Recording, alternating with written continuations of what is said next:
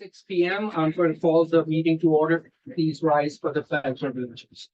I pledge allegiance to the flag of the United States of America and to the republic for which it stands, one nation, under God, indivisible, with liberty and justice for all. Hi, roll call, please. Underwood. Here. Gilman. Here. Corn. Here. Lehman. Here. Here. Next item is approval of the agenda. We do have an amendment to the agenda as presented in the blue sheet. Staff is asking to add item L, Human Resources Services. So can I have a motion to approve the agenda with the amendment? Move to approve the agenda with amendment. There's a motion for Commissioner Underwood, supported by Commissioner Corn, to approve the agenda as amended. All in favor, say aye. Aye. Passes. Does any commissioner have any conflict of interest regarding any item on the agenda? Seeing none. Public comment. I am seeing a lot of public, so I'm assuming there's going to be comment. So, Kylie, if you could please read the rules. Any person may make an advanced appointment with the board regarding road commission topics for a regular or special meeting in accordance with the Open Meetings Act. If an appointment is made, the topic will be an agenda item. The following applies to public comments. 1, please state his or her name and address. 2, the topic must be relevant to the road commission. 3, individuals are allowed to speak once for up to 3 minutes on a single topic, which may be extended by the chair. A group addressing the board requires a designated spokesperson who may speak up to 10 minutes. The board will not act on any item from the public that is not on the agenda. Okay, thank you. Does any member of the public have any comments at this point? Okay, please step up to the podium or next to the podium. And if you could please state your name and your address. Thank you. Yeah, it is. Yeah. I don't know. Thank you. Thank you. Thank you. My name is Kim Elliott. My address is 11940 Lassie Road.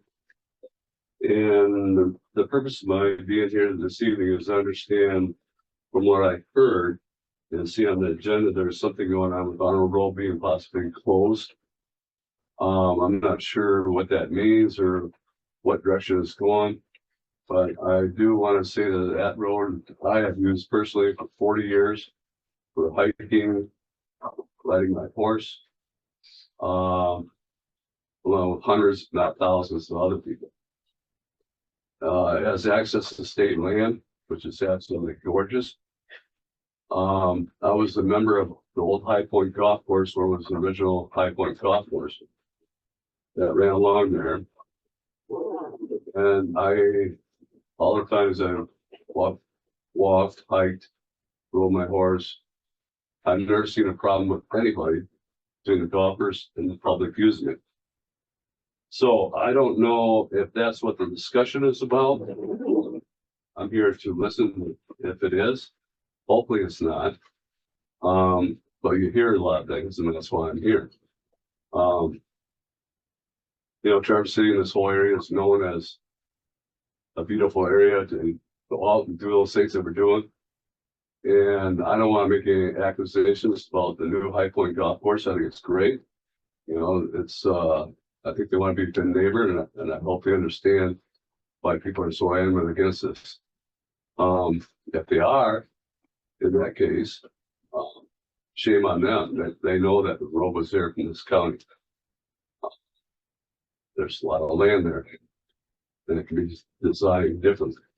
So I'm not here to be arrogant. I'm just here to tell the facts that it's a great area, and I think it's totally wrong to have that shut down and taken over. And I don't know. I guess I'll find out here in a meeting or two, or what's going to happen, what the procedure is for doing something like that, or even why we're hearing and talking about it, which I don't understand, and that's why I'm here. And I thank you for your time, and thank you for your service. Thank you. So I'll just make a comment just to clarify process here a little bit. So on the agenda today is the discussion regarding Arnold Road. There was a petition submitted to the road commission requesting abandonment of Arnold Road, a portion of Arnold Road. That is currently a seasonal public road.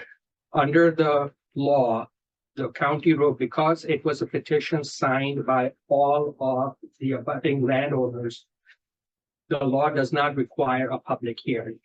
Instead, the law requires this board to determine the advisability of the request for abandonment and then make a decision on whether to grant or deny the petition. So that is what we are going to do today.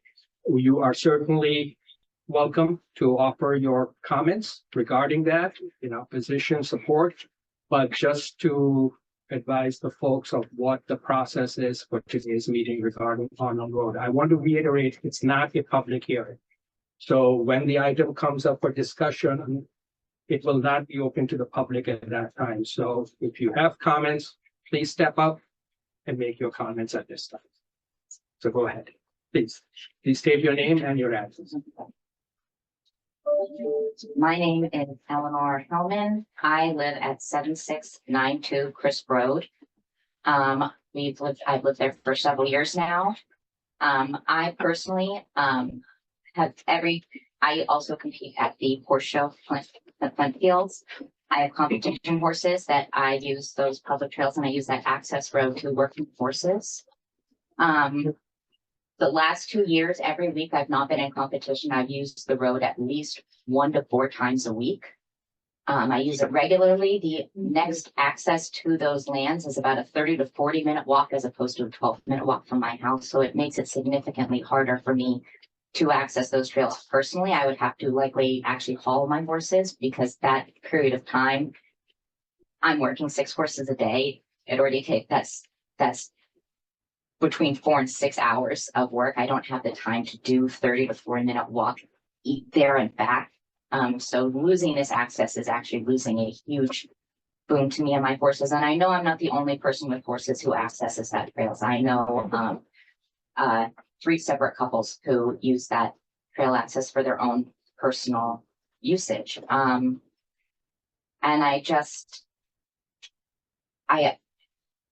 it would be a major loss to me personally to lose. That's part of the reason I moved there. I love the other people that are on the trail. I've met other people on horseback hiking on the trail, and it's a really great way to meet other people in my community. I don't go out and meet people very often. I'm not very social, so it's one of the few ways I get out and actually meet people. And I would say from a personal perspective and my own family's values, we believe very strongly that when you have the availability to give access to something to people for free, you should do so. And it's something my family has done for over 20 years now with what we have access to. And I'm not sure I understand the concept of having something beautiful and choosing to take it away from other people. That's all I have to say. Thank you. Anyone else? Please step up, state your name and My name's Charlie Davis, and I live at Williamsburg Road, but the mailing address is Chris Road. I live on the eastern end of Chris Road, and I go down there at least once, maybe twice during the summertime to use that access. In the wintertime, even more, because I'm not riding our horses. I've ridden my horses back to that whole area. It doesn't bother me that they took a bunch of stumps and everything and closed off the part there. That doesn't bother me at all. My horse can go through all that stuff. What bothers me is the abandonment of that particular easement. I mean, and it's a little different in condemnation, because condemnation, the landowners would probably get something in the form of cash or whatever. But if it's taken away from the public, then we get nothing, because it's not going to lower our taxes, that type of thing. And I'm also, my wife and I are adopt a forest type people. When we're riding, we see a lot of things out there that get left from mattresses to refrigerators to tires and all that stuff. And whether it's off of this particular easement or maybe off of Williamsburg Road or Supply Road, then we can put it on a state map that shows those particular items that need to be picked up. And people do that. And other times we'll go out there with a trailer or runner trailer and go out there and pick up stuff. And I'll tell you, when you pick up a wet mattress that's been out in nature for quite a while, man, it's a struggle for a man my age to put it up there. So, and I also would like to make sure that, having been in the development business, I understand a lot of the easement issues. I understand permitting and that type of thing. And I want to make sure that if it happens where we don't retain that as a public access, that every darn permit that is necessary, the LLC company jumps through and gets those permits. Because I know right now that they went ahead and did things without permits. And it's time to clear that matter up. That's basically it. Thank you, Charlie. Anyone else? Please. Stephen Raditz, 7282 Chris Road, Williamsburg. You probably received a letter and email from me. I think all of you did. I sent one concerning my thoughts about the abandonment of the section of Arnold Road that's seasonal. And I don't think I would have anything to say if at the end of the road it was all private. It's not. State land. That means it's owned by all of us. And so that state land is something that we treasure. My wife and I, we walk that 6 out of 7 days a week, probably, with our dogs. We ride it a bunch of times during the year. We stay off of it during hunting season. We're a little smarter than that, but we like to think. When we bought our property out there a little over 7 years ago, one of the requisites we had when we were looking for a property is we wanted to be able to walk out of our door and be able to walk to state land. We did that because we had lived in a place where we were on a highway and we couldn't walk anywhere. And so we always had a trailer out. We always had to put the dogs in. We always had to do something to go somewhere else. And it becomes a real hassle. And so to find that land, which we searched for a year and a half, was a boon for us, and has made a huge difference in the quality of life for my family. And I'm hoping that in the future, that will be an opportunity, not just for my family and my sons, but if I live that long, that I'll be able to see my grandsons walk that back there and see that beautiful state land back there. But yeah, some of it doesn't look so beautiful right now because it was just forested. But there's a lot of beautiful land back there that we don't take for granted, but we enjoy. And so I would strongly encourage you not to abandon this so that we can continue to get back there. If something needs to be worked out on how that works out, talk to us. But those are my comments. Thank you very much for your service. Thank you. Anyone else that would like to make a comment?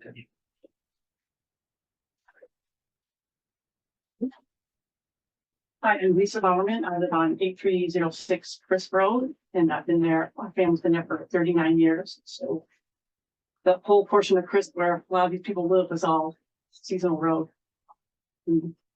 for years. My husband and I are both hunters, and we had the privilege and honor to have the first golf course owner grant us permission to hunt on his property, which abutted the state land. We're all back in that area. Our boys also worked through high school at the golf course, which probably granted us the permission to hunt back there. We also snowshoe, hike, run, all of those trails, and our adult children do that as well. And we're very blessed to be in an area where we have all that state land. Right now, that access, the old trail is not there, so the forcing that was just done last year has made a new trail and blocked off that area. So if you drive down there, you have to go on the golf course property to get back over to the state property. Which is unfortunate that that's already happened. So we either go through the ferns or drive on the state property or the golf course property 2 feet around to get there. I also run and have run for years and see many people park there in the winter. Also to go take their dogs down there, hike, snowshoe. I've seen snowmobilers. I have never run across anybody that has abused the land. Any people that we know, our sons and my husband and I, everyone's been respectful. And it would be a shame to lose that portion of the state land for all the people to access. Oh, is that I said right after I was good. Thank you. Thank you for your time.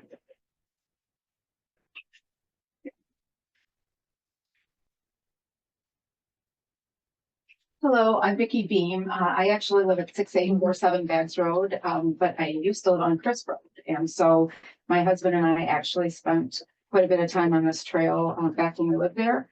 We've actually gone back there since we've moved. That's just how beautiful it is. There have been some things that have been passed along that don't worry about it. You could still get access from another road. My husband and I went around the other night to try to find that, and we could not find that. So not only will you deny us access to that state property, but it actually abuts to 2 other state properties. So it's actually about 1,200 acres of state land. So I'm surprised that the DNR are not here. I actually spoke with the owner of the golf course and asked why this was happening, because they knew darn well where the road was when they bought the property. And when they decided to develop the way they did, he informed me that it was not his starting of this, it was the DNR. So again, I'm curious as to where the DNR's position is on this. But I guess when you get to your discussion of this, if you would look at the map and let us know where else somebody could gain access if you deny this on Arnold Road. I wrote all of you an email. I didn't get a response back. I know we're all busy. Brian Kelly from Acme Township did take the time to respond back to me. I do not want to see this closed off. My husband and I will drive there from Bags Road, even though we have property, just to get back there. He has hunted, so I'm glad, Steve, that you're not back there when he's hunting, Steve. It's just it's a great opportunity for the entire community, and you're closing it off to a lot of people. Again, I hope that you really seriously consider this. We have a lot of pressure in this area for people coming in and developing. And I think if we all look at why we live here, it's for exactly that state property that we have access to, the beautiful community that we're in. Please don't ruin it for a lot of people just for somebody that's come in to build a golf course. Thank you. Thank you. Any other comment right here? On anything, doesn't have to. Yeah. As long as it's not on Arnold Road, you are welcome to make any other comment. Hi, my name is Jill Kester. I live at 4531 Williamsburg Road. We also own a property on Sailor Road, which is in Acme Township. I have been a resident in Williamsburg for 24 years and have used the property off of Arnold Road for many of those years. The last couple of years, there's been a significant change going on with obviously the forestry, but there has been a blatant attempt to block off the trails up close to the end of Arnold Road. It's very obvious that it's been intentional to make it hard for people to get through there and very unfriendly for the user. I have done everything from mushroom hunt, hike, walk my dog, and ride my horse back in that area. I'm sure my husband has probably hunted in that area as well. I ride with very regularly with a group of 5 different friends that are all in the Williamsburg area, from Supply Road to Broomhead to Crisp Road. And most of them are not here tonight, but I do represent them as well. We ride that land all the time. It's beautiful. Most of it is very accessible. I do want to point out to those that may not know, I think you said it was the petition that they got the signatures from all the landowners that are on Arnold Road. There's only one house on Arnold Road. It only affects one family. It is the golf course on either side of the road, then it's state land at the end of the road. There's only one house on the corner of Crisp and Arnold. So we're talking about one family that signed off, and yet there's all these hundreds of families in our community that use that road. I also believe it is the only access point to that northern end of the state land for all of Acme residents, Acme Township residents. So it is a very important access point.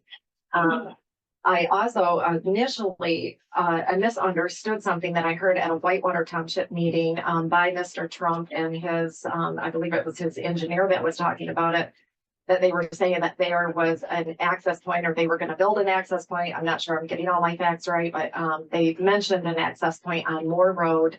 But when I went back and re-listened to that meeting, that access road was not going to be for the public. It was for EMS services and logging only. And then there was mention that there was also access on Bates Road. There is not access on Bates Road as far as I know. It's if anybody else knows anything different, let me know. But the last time I was down Bates Road, it ends in just huge, there's just big ruts and hills and stuff. You can't drive back there. You couldn't even get a 4-wheeler back there, maybe a horse, but it was so bumpy and rough and not kept up. You wouldn't even want to hike back there. So there is no other easy access on this northern part of our townships with Whitewater and Acme Township. It affects a lot of people. I don't want it closed. I think it's very, very important. I was back there last night and took a long hike through the woods and through the trails. And really the only point that is bad is now, the road, Arnold Road itself, the seasonal part is pretty tore up from all the activity that has been on there with the logging. And I think the county road has had to do some cleanup too with some trees down recently. So it's a little bit torn up more than normal. And then of course, where they have put all those debris piles at the end of the trailhead from the logging, that never used to be like that, and it should be cleaned up. That is, it's just completely uncalled for, and you can tell it was very purposely done. The rest, when you get beyond that point, was absolutely beautiful, and it should be enjoyed by the public, and it should be accessible to the public. So I hope that you guys will consider if this does come down to it, I guess, that Arnold Road is closed, there should be some other alternative that is made to the public in the same general vicinity where it's easy to access for, horses and bikers and 4-wheelers and the public. It is our land, and that is our access point. Thank you. Thank you. Any other public comment?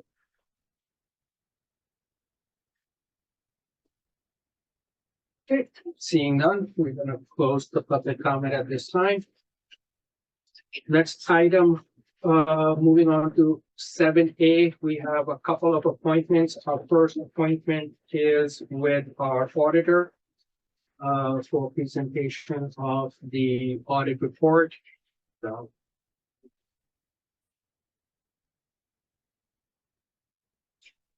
I do have a slideshow to go with this. We can make that full down. Perfect. You don't need to move on to the slides yet. So to start, I'm not Peter. Peter is the partner responsible for this engagement. He actually retired July 1st. So I purchased his half of the company, and we're going from there. He is still on us with a consultant basis, so if any questions come up, please let us know. Mike's been on our audits in the past. Yes, Okay. yep, I wasn't this past year, but and Phil's first stint, I had to, can you state your name? I don't know if you did. Michael Gradeville. Yep. So first we'll go over the governance letter. That's our letter to the board, going over any issues that we have with the audit. And we did have a few things related to internal controls. You'll see those listed halfway through the second page. And our understanding is that Phil came in right at the end of the year, beginning of this year, and he's gotten all that cleaned up. So that's a good thing. We had some journal entries that we did, and those were all related to that new bond that was obtained. Not a huge area of concern, but something to know about. Moving on to the financial statements. If we go to page 1, you'll see the second paragraph down. That's our opinion on the financial statements, and it does say that the statements are fairly presented, so that's a good, clean opinion. That's exactly what you're looking for when you get a financial audit done. Next few pages of the report are management's discussion and analysis. This goes over the financials in more of a narrative format. I'm not going to get into any detail there. Again, if you want to go to slide number 1 in here. Sorry, slide number 2. So this just shows net investment in capital assets and its trend over time. You'll see you are continuing to invest more money in capital assets, and this can be everything from buildings to land to roads. Obviously, it's the big one here. All of that, and that is net of any debt related to it. And then just for a couple more details on the actual balance sheet or statement of net position, you'll see there's some restricted cash this year. That's a new item that's related to those unspent bond proceeds. Because there was a bond issue that wasn't all spent. And keep in mind, this is all as of December 31. So some of this is a lot different now. Yep. If you want to go to the next slide. So you'll see long-term liabilities right here, that line jutting way up, the green one, that's your long-term debt. And again, that's related to the new bond that was done last year. And then OPEB and pension stayed pretty steady. The pension plan went up because it's reported about a year behind. So that's the effect of market activity. And you can go ahead and go to the next slide. And then you'll see revenue continues to increase pretty steadily. Most of it is going to be your MTF revenue from the state. And then the yellow line there is property tax. So that continues to increase, which is good. And continues to be the main 2 sources of your revenue, which I'm sure you're fully aware. If you go to the next slide, that'll give us some info on expenditures, and you'll see primary road expenditures went quite a bit up this year. It looked like there was a lot of repaving done, and then there's also some capital outlay related to that new building, which is all tied into that bond as well. And if we go to the next slide, here's fund balance. You'll see it is overall increasing. Obviously, there's swings in different categories. The big jump in restricted is because of the bond. Again, so as you can see, most of the activity is all tied around that bond. I'm happy to go into more detail on the footnotes or any of the supplementary schedules if anyone's interested in hearing on that. Otherwise, that is all that I have. Okay, any questions for Mike? So Mike, overall, what do you think about a financial condition? The financial condition is good. From what we've seen at other road commissions, we talked with Peter on the phone about it too. He doesn't have any concerns financially. You just have to make sure a big thing is just that long-term planning and making sure you're, taking bonds at the right time and timing out your road project so you don't run out of cash. Do you think that in our next audit, when we're looking at trends, are we in a positive direction now? You clearly, I mean, this is December 31st, Right. but you've also worked with our finance people in the meantime, and you can kind of get a sense of what corrections we've already been making in that time. Yes, I mean, as far as the final numbers, I'm not sure on that. We don't work on them with that. But it sounds like as far as your internal controls, that everything has been corrected other than we did comment on doing an inventory count every year, and that has not been done yet. Typically, it's done near the end of the year to get a good number for closing the books for the year. Any other questions for Mike? Thank you, Mike. All right, yep, thank you. Thanks, Mike. Thank you. All right. Our next appointment is with the Deputy County Administrator, Chris Forsythe, Land Bank.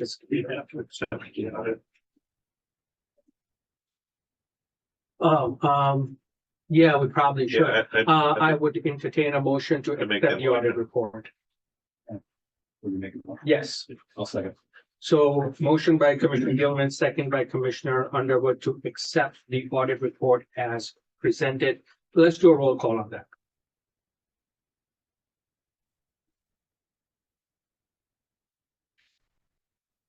Gilman, Yes. Horn, Yes. Neiman, Yes. Underwood, Yes. Hanson. Yes. Thanks for reminding. Sorry. Mr. Forsythe. Thank you, Mr. Chairman. It's good to see all the road commissioners. Thank you for including me on the agenda.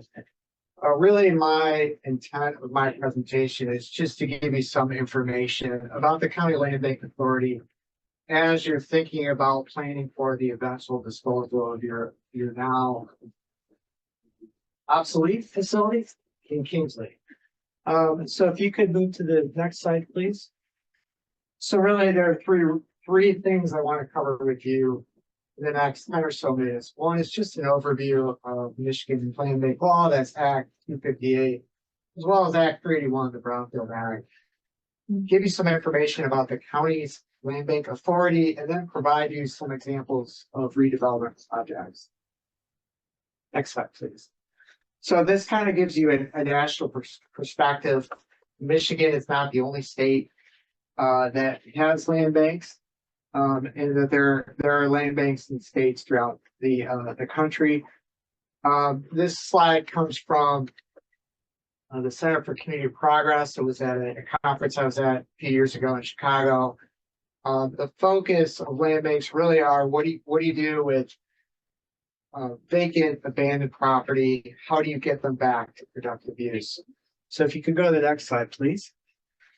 So just a brief overview for you about Michigan's land bank law. That's Act 258, signed into law in 2003 by then Governor Snyder. So I want to start off with some of this legislative finding. This is a declaration by the legislature of what the purpose of a land bank should be. And there's really two things. It's obtaining property, as well as financing the acquisition of property. Next slide, please.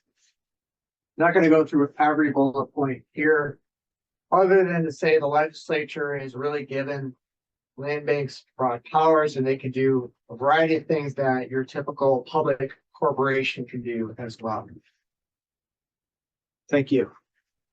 And I just wanted to drill briefly down into what land banks can do as far as acquiring land, and it can be through a donation, it can be through foreclosure, it could be an outright purchase, and it could involve such things as purchase contracts, land contracts, etc.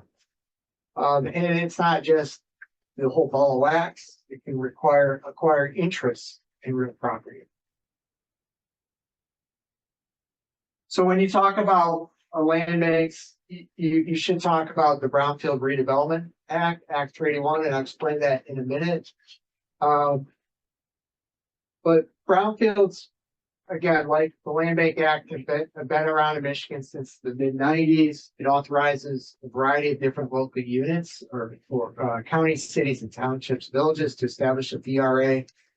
VRAs primarily use TIF, but can use other funds. And I've highlighted the last, what are considered brownfield properties or brownfield sites, blighted conditions. If you could go to the next slide, please. So under Michigan's Brownfield Law, Act 381, blighted properties aren't just what you might think blighted properties are. Blighted properties typically are abandoned property where the utilities have been permanently disconnected or removed for more than a year, or something declared by a local official being a violation of your local property ordinances. Blighted properties can also be, though, under Act 381, property owned or under the control of a land bank fast track authority. And that can be tax reverted. property, that's typically what it is. But it doesn't have to be tax reverted. It can be property, again, acquired by a lien bank. Next slide, Steve. So when we're in the world of brownfield, you talk about eligible properties, which include blighted properties, which are any property owned by a land bank. So you have eligible properties, and then you have to talk about eligible activities. What can you do with brownfield property? So I've listed the 4 common things, the typical things you think of brownfield, but then I've added to you 3 other eligible activities unique to land banks. So think of this as tools in a toolbox, in that a land bank gets the full suite of tools available as defined by law in Act 81. And those include infrastructure improvements, site prep, as well as clearing or quieting title. Next slide, please. Thank you. So a little bit of information about the County Land Bank Authority. It's created in 2006. It's done under state law according to an intergovernmental agreement with the state land bank. And then here are the current the land bank members. It's a 5-member board, and it meets typically the 4th Friday of every month. So now I want to just spend a few minutes talking about some examples. I briefly want to go over 4 examples shown here, with particular emphasis on the Rennie School Road project, or sometimes it's called the Blaines project, because that was a project we actually worked with the County Road Commission on to make road improvements. And again, that ties back to my earlier slide on the powers of land banks under Act 81. So because that 80 acres of land was owned by the land bank through tax foreclosure process, it wasn't just environmental cleanup at that site. It wasn't demolition activities at the site. There was no demolition because, well, it was a greenfield. So the big benefit was the public infrastructure improvements. Again, it's a tool in the toolbox, and the public infrastructure improvements were the extension of Stadium Drive. Stadium Drive was a dead-end road, as well as the improvement or widening of Rennie School Road, the adding of traffic lights. Most of that was done through brownfield TIF. And in fact, some of the sale proceeds the land bank used were then reinvested for those projects. So I just wanted to call that out. The fitness court, which you see at the, what is that, lower left corner, there was some site cleanup there, but again, that's infrastructure. That's considered public infrastructure, and so therefore, brownfield dollars were used to install the fitness court that exists in Traverse City behind Orion. Now, the next 2 examples that I have on the next slide, I just want to briefly mention, because we're kind of shifting away from brownfield. So if you could go to the next slide, please. Getting away from brownfield, and which is probably the number 1 benefit of why you want to consider working with the county land bank. But there's a second benefit, and that is its relationship with the state land bank as well as other state agencies. So I've given you 2 examples where the county land bank was able to get state funding directly from the state land bank to remove blight in our community. So the first project is ongoing. It's the former Crestwood Motel site, $500,000 state grant, goes to the county land bank, working with the housing commission to not only eliminate blight, but hopefully get about 9 affordable housing apartment units near that site. The second was a $200,000 grant. We're able to work with the Minervini Group to stabilize Cottage 34 at the Commons. And that stabilization work really was new roof as well as other roof repairs just to get that site ready for redevelopment one day. So again, these are examples. They're not brownfield TIF. They're examples to show you that the county land bank at times can access state dollars that it can then apply to projects. So the last example I want to cite to you And this is an ongoing project. And I wanted to bring this up because it's just around the corner from the road commission's facility. And it's a somewhat unique, at times complicated project. But again, it's another example of where you can use the tools in the toolbox to help you redevelop sites. So downtown Kingsley, at the corner of Bronson and Main Street, two auto repair shops, Auto Tech, John's Auto, both the owners of those businesses were looking to retire at the same time. The village DDA officials approached the county land bank and said, look, we have this unique opportunity to plan for the redevelopment of a critical corner. Could the county land bank help us with that and qualify the property as a brownfield? So if you go to the next slide, please. So what we actually did is we agreed that we would fund the acquisition of those sites. So we acquired the properties. And then again, we used our relationships with state agencies to pursue a grant opportunity through Eagle, State Land Bank Authority, and the Office of Rural Development. We didn't get all the grants we asked for, but the main thing we did get from Eagle was a phase 1, phase 2 work done through a grant at Eagle. And again, the goal was to qualify the properties as brownfield to access those schools, including potentially public infrastructure improvements at the corner. So in exchange for doing all these things, we agreed to hold the property in 7 years. If there's not successful redevelopment, the DDA will buy the property back from the land bank.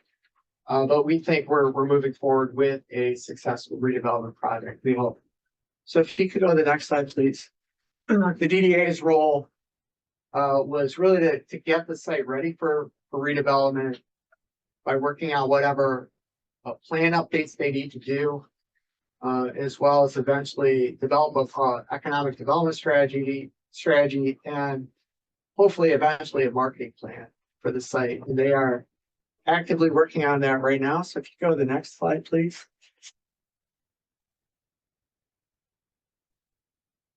So yeah, so step 2, the DDA will work on marketing the property for redevelopment, and that will take some time. We know that, but they're actively working on that right now. And again, if it's unsuccessful 2030, the DDA buys the property back.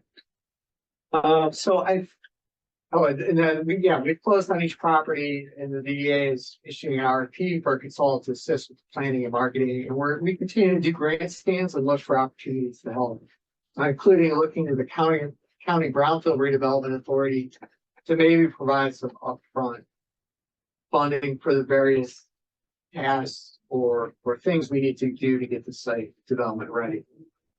So I think that's it. I did intentionally go through this quickly because I know your agenda is quite heavy. But I am happy to answer any questions that you may have. I'm not soliciting any comments, so if there are any specific questions for Chris regarding his presentation, go ahead. What is your vision for the Kingsley property that we have? I know you have something in mind. Actually, no, I don't. I really, look, I work for the county. I want to be respectful of the village, their residents. Yeah, I mean, sure, we could maybe talk offline and I could share with some of you my crazy ideas, but that's not really my role. I love your crazy. That is not my role. That's really up to the residents of that local. But you're really here talking to us about Kingsley. I'm really here to say, as you're considering planning for the eventual disposal of the property, whatever route you want to go, we're here to help, just like we've helped other local units ago. Commissioner Gilman. Specifically for that property, what would be the advantage of using the land bank versus a straight up marketing scheme? I mean, marketing it correctly. So again, it really goes back to the main benefit is the full suite of brownfield tools that you as the road commission, you don't have, the developer doesn't have, but the land bank does. And given some of the questionable nature of if somebody were to do soil tests, yada, yada, yada. I mean, Correct. Correct. And if there's public infrastructure you want to improve at the site, adjacent to the site, connected to the site, that all becomes eligible if the land bank purchases. Does the land bank offer fair market value for when it purchases the properties as opposed to when we put it on the open market? Well, we did for the village CDA project, yes, we offered fair market value that was negotiated in good faith, arm's length with the two property owners. Now, I'm gonna be very honest and upfront with the road commission. We pretty much have used all our funds to support that project. All right. Not saying we couldn't financially contribute to a potential project with the road commission. I'm not saying that at all. I'm just saying because of our investment in the village, we really don't have a lot of funds to negotiate with the developer and engage in a traditional sale. Appreciate that. Any other questions? Thank you, Chris. All right, thank you. I appreciate it. Okay, moving on to the consent calendar, Kylie. The consent calendar is used to expedite business by grouping non-controversial items together without discussion. Request by any person present to remove any item from the consent calendar for full discussion as an agenda item are automatically respected. The actions noted below or noted in parentheses for all items remaining on the consent calendar are approved by a single commission action adopting the consent calendar. The manager recommends the following items be adopted. 1, minutes. 2, payroll. 3, accounts payable. 4, financial reports. And 5, communications. Does any member of the board wish to remove any item from the consent calendar? Does anyone from the public wish to remove any item from the consent calendar? Okay. Seeing none, I will make the motion to approve the consent calendar as presented. motion by Commissioner Horn, support by Commissioner Lehman to approve the consent calendar. Roll call, please. Horn? Here. Lehman? Yes. A Lehman? lot of meetings this week. Yes. Underwood? Yes. Gilman? Yes. Kelly? Yes. Okay. Next item is Arnold Road. I believe there's someone here from the petitioners. Please stand up, introduce yourself, and you have 15 or 10, either 10, 15. How much? 10. 10 minutes. I got copies of this there. It's easier for you guys to look at that while in terms of score. I would like to educate a little bit of everybody, so that's what that. Yeah, I can't. And just real brief, this exhibit is a continuation of each piece. So if you cut the second piece and put it below the first one, the second one below, or the third one below the second, and so forth. Oh, I see. Yeah, it's just to give us a better scale, so we can see things. My name is Scott Josviak. I'm here on behalf of the petitioners, County Pennington, High Point Holdings LLC, and State DNR. The petition coming before you has been an evolution over the last year because of some changes that the DNR is making at the end of the right of way at Arnold Road. Roughly a year and a half ago, the DNR contacted us because they would historically come from Bates Road over across what's now like a golf course to get to a tract of land to do some clearing. So they were contacting us in early 23, and that was from the DNR. So they were trying to come across, and there's yeah, you're seeing it right there. He's got it on his laptop there, but there's you can see kind of a dirt trail, and there was a handshake agreement with the owners at the time to be able to come across there. Well, they reached out to me and I said, well, we're gonna be building a golf course, so you have until May of 23 to, you know, do the operation, but after that, it's gonna be golf holes. So I said, after, you know, what will you guys do? And they said, we don't have any access in there. So so at that time I was with High Point, we made an access for them to continue logging operations coming off of Moore Road, and that goes to the comment that was made earlier. So there's an access off of Moore Road that they logged and made, and they did haul some timber out of there. But the reason they don't come off of Arnold Road as much is because of the deep terrain. The logger did end up doing it. He came up and over the hills and stuff.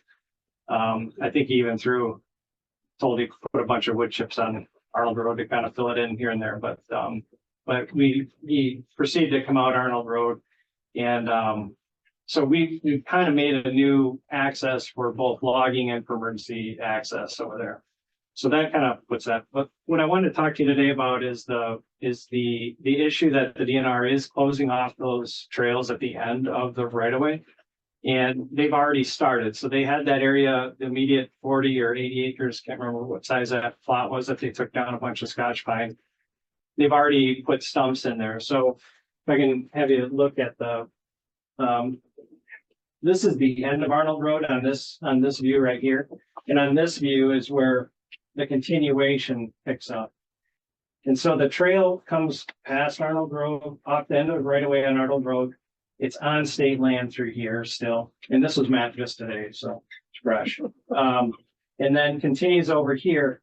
At this point right here, they've stumped that off. That trail used to go through. We did, I say we, but High Point did not do that work. That was DNR did that to block that trail off. That's part of their first phase of blocking this off.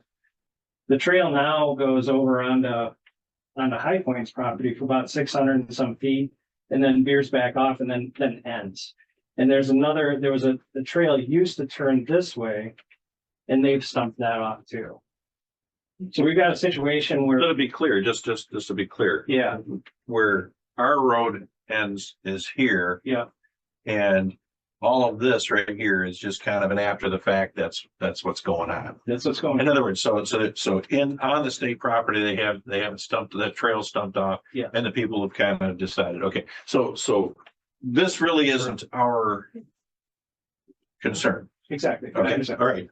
Getting there. True. So And also the black line, That's is not that the true. property line, the straight? Excuse me. Yeah, I'm sorry, closer to you. Oh, this one, yes, this is the blue line is all property line. Okay, And then there is a segment over here that's describing the right of way.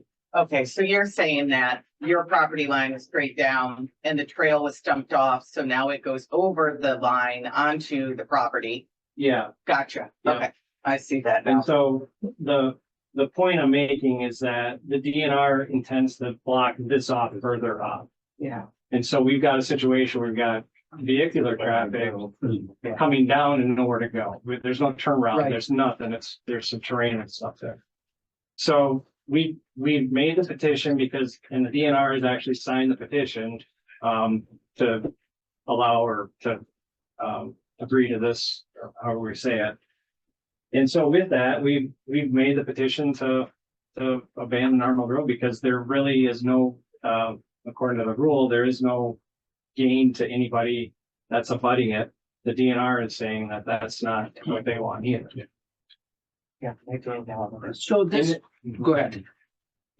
But however, in addition, we have heard everybody and we have been talking, I've talked to a couple people in the neighborhood. And I feel like we can get to a resolution that gets everybody maybe more of what they want as opposed to less of what they want. And what we were proposing, and I talked to the people at High Point about granting a pedestrian and equestrian access easement along the entire stretch of Arnold Road over the existing right of way. When I talked to the DNR, horses and pedestrians can go anywhere in the woods. Wheel traffic, they can't just venture out in the woods anymore. They have to be on placarded roads somewhere. So if they have those blocked off, so there's nowhere to go. And so what we're offering is that we would be agreeable to a permanent easement for pedestrian and equestrian use to traverse that same terrain. You mean easement, pedestrian and equestrian easement on the portion of the current public Arnold Road? Yeah. You know, on the, maybe just on the 33 feet that's on the High Point side, for instance. Do you have that writing here with you now? I can provide that to you. I mean, these are things that are coming up. We've heard public comment. And they are agreeable items that we, you know, even if we had to request the tabling. But the public already has pedestrian and equestrian rights to use that portion of Arnold Road currently as it exists, correct? Correct. So So the, they're not getting any more rights than they already have under the easement. no, but they'll have more I don't know, of course. But I know that, there's mixed traffic with horses is not a good thing. So like dirt bikes and different things like that with noise. And so when I was out, I've met one of the owners out on site who happened to have a contact with the DNR in the equestrian division, and they're looking for opportunities to maybe make more trail riding routes in the state forest. And so what's kind of lining up is that we could have an equestrian and hiking kind of facility out here on state land possibly, but that we would be the catalyst for that by, you know, by managing that. When I say that we would be apt to be able to do that, what that's going to allow us to do is that currently at the end of Arnold Road, where it meets Chris Road, it was doing this before we even got there, but it rains and it washes and comes all into that intersection there. What I think we'd all like to see is maybe somehow that being stabilized, restored, and a single track route made that allows horses and pedestrians to move up and through there without a disturbed. It's really rocky and it's probably not safe footing. I'm not sure, but to prepare actually something that actually is conducive to the state forest, whatever that might be. Are motorized vehicles currently permitted on state land? The trail that you're describing, When there's placarded trails, yes. but on this state land, this portion of state land, are motorized vehicles currently permitted? They're blocking that off. That's what they're actively doing. Okay, so currently the state has blocked off motorized Yes. vehicle access. Okay. Hi, I just have a question. Yeah. This is one, you had your comment, this is board discussion right now. Go ahead. I wonder where their public engagement was on this piece of property. The DNRs. DNR is not here. I think we are hearing, there's a letter from, well, not a letter, but DNR. They signed this, they've included this comment in their letter, that was submitted by,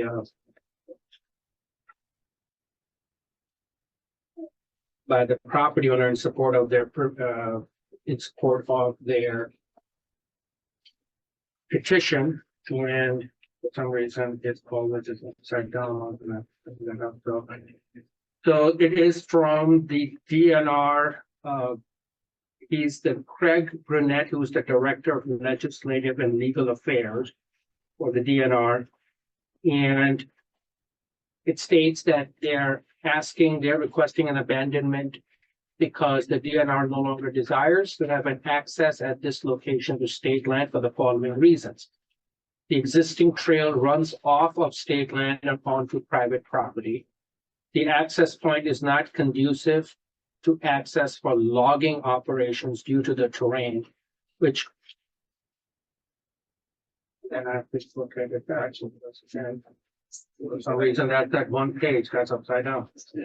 Terrain is prone to erosion. Access to this area of state land is located at more manageable locations, such as the end of Bates Road and along Moore Road. The DNR plans to restabilize and plant the area off the end of the seasonal section of Arnold Road, which results in a right-of way that terminates with no room for a turnaround, thus resulting in further trespassing onto private property. The seasonal portion of Arnold Road is sandy and erodes during storm events, causing sand to wash onto the intersection of Crisp and Arnold. The intent is to restore the road bed area and include necessary berming to stop this from happening. The right of way serves no existing or future needs for the abutters. All of the abutters have frontage along other county road right of ways, and this abandonment does not landlock any parcels. And then they go on to say they have requested mistake and everything. So I think there's a little bit of a fundamental misunderstanding as to the standard that we have to use when we are deciding a petition for abandonment, and which is that we have to get the necessary finding under the law that the abandonment is in the interest of the public, not the abutting landlord. That's the statutory language. So I think there's some confusion there as to what the proper standard is as well. But are you still, do you still have more to I just present? want to Go ahead, reinforce please. the professional easement, and we have worked with the DNR on providing other easements in the area. And the other one off of Moore Road that I talked about, so it would be possible for us to work directly with DNR to grant, so the DNR would have the easement as a vehicle for this, so. If that's up consideration, I would highly encourage us to be able to foster that idea further, because after hearing public comment. So I was trying to map out with the GIS, the connection at Bates, and I still can't figure that one out. Clearly at the end of Moore Road, there is a connection there, but then it's most, I'm sure it's mostly used for logging and everything. I like the idea, and to speak to what Hager's just mentioned as far as the public benefit.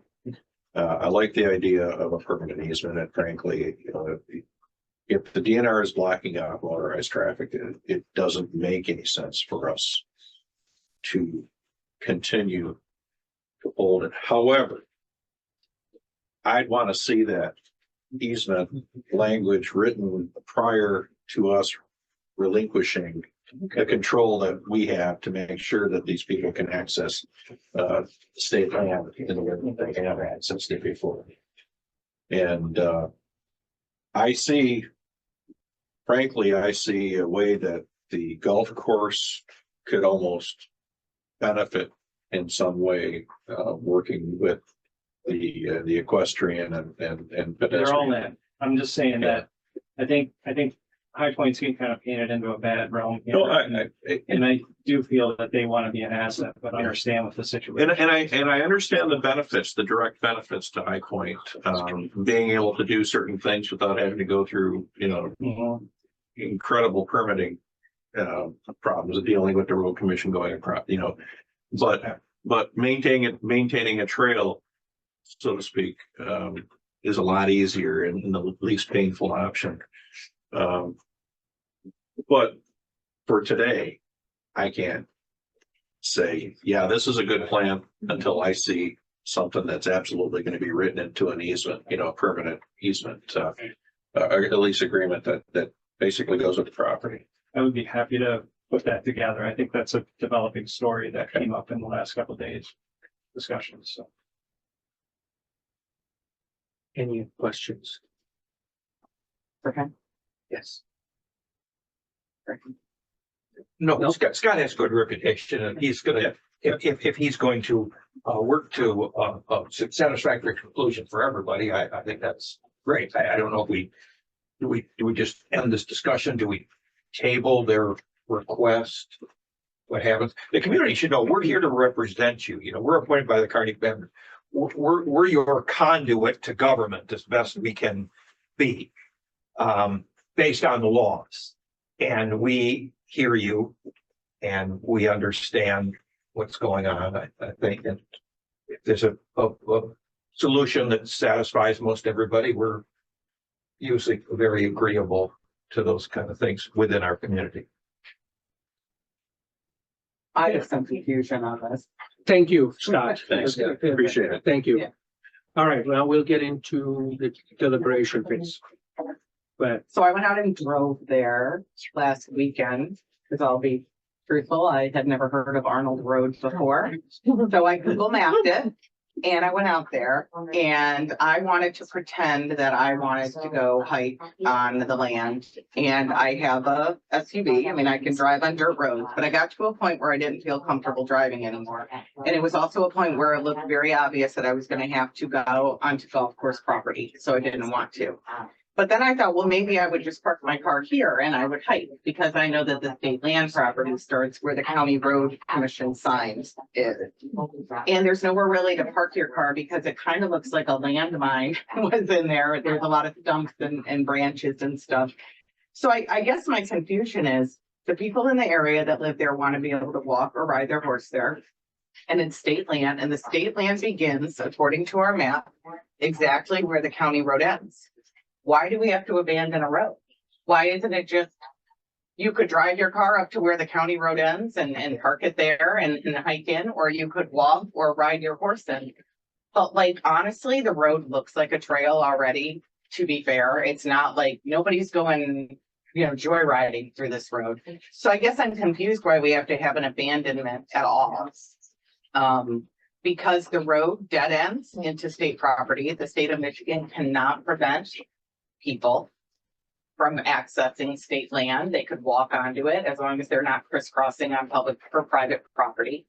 And right now, because of the stumps they put, you have to drive around onto private property.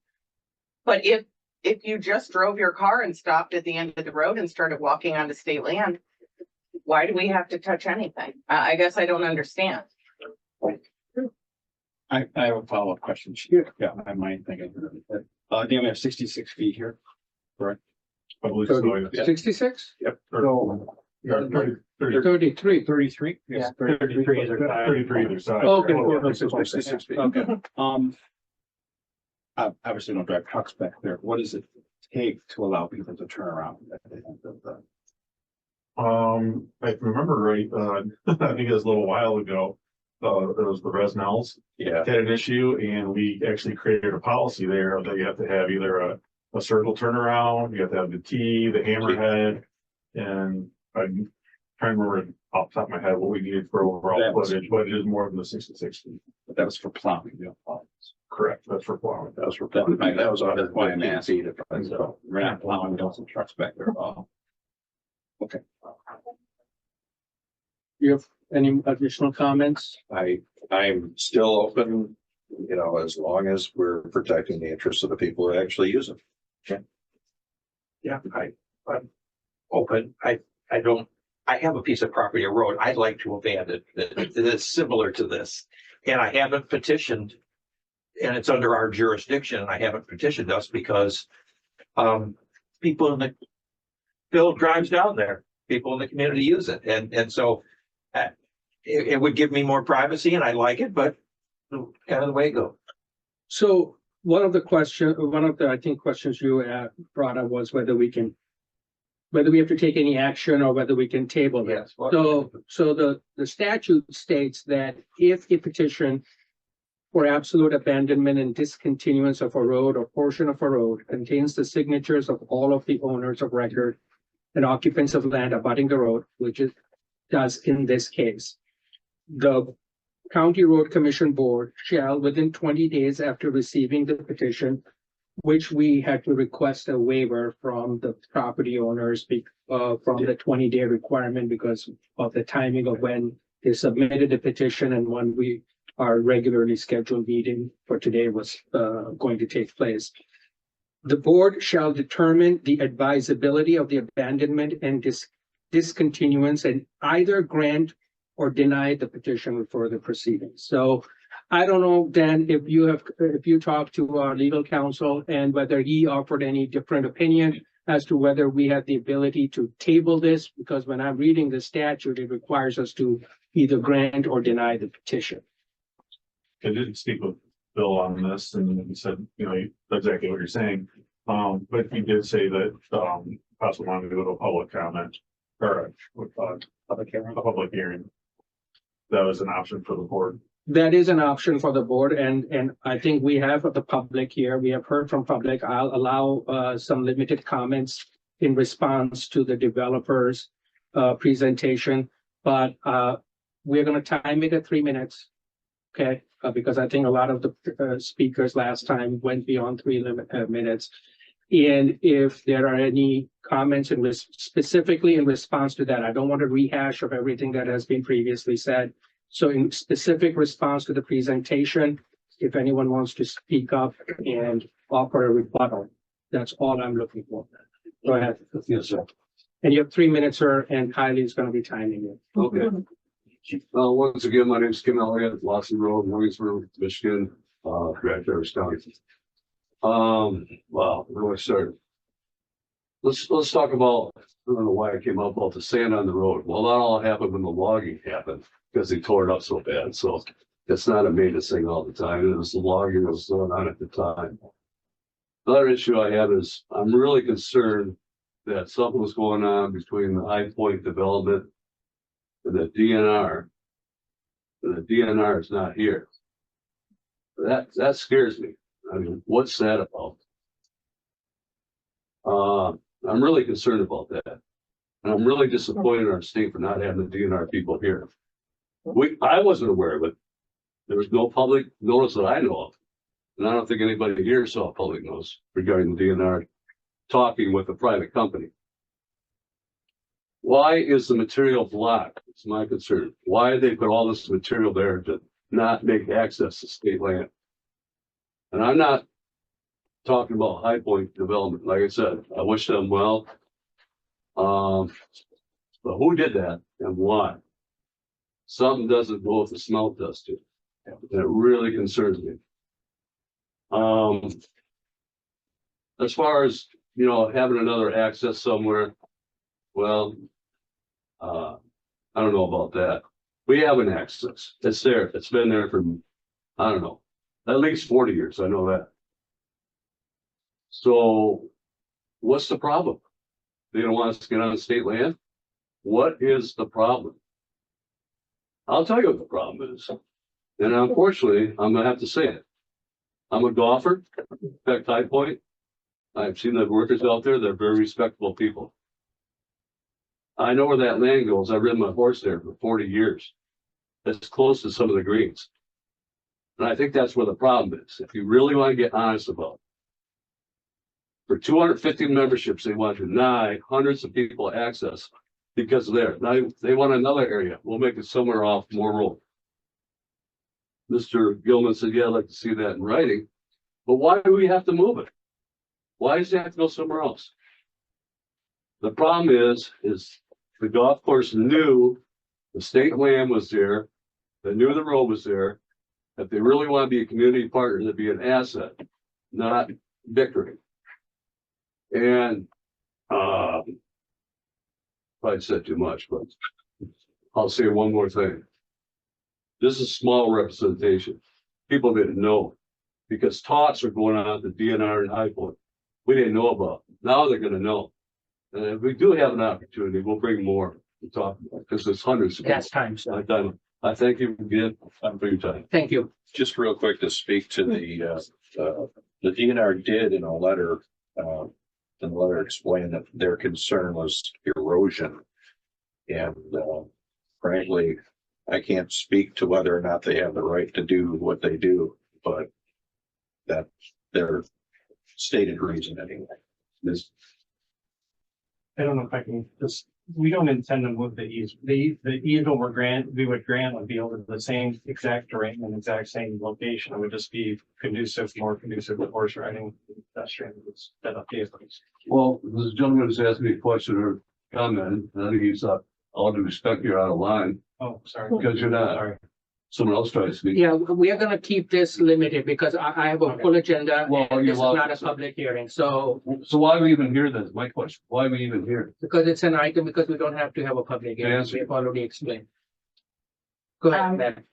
Hi, Eleanor Hellman again. So I do have a specific question, which is why is the DNR specifically blocking trails, but saying that we would have access to the trails of easement? Why are they already blocked? I just find that a little bit confusing. Because that means the access has been taken away. That means, because someone else might be willing to walk their horses over their logs, but that's a real great way to cut a tendon on your horse without boots. So safe access has already been removed, so I do have concerns that safe access has already been removed by the DNR. That just seems a little interesting to me that that's already gone. I mean, that's pretty much the only point I have to make. I just don't understand why so the safe path's already been destroyed. Thank you. Yeah. Sure. Charlie Davis, Crystal Road.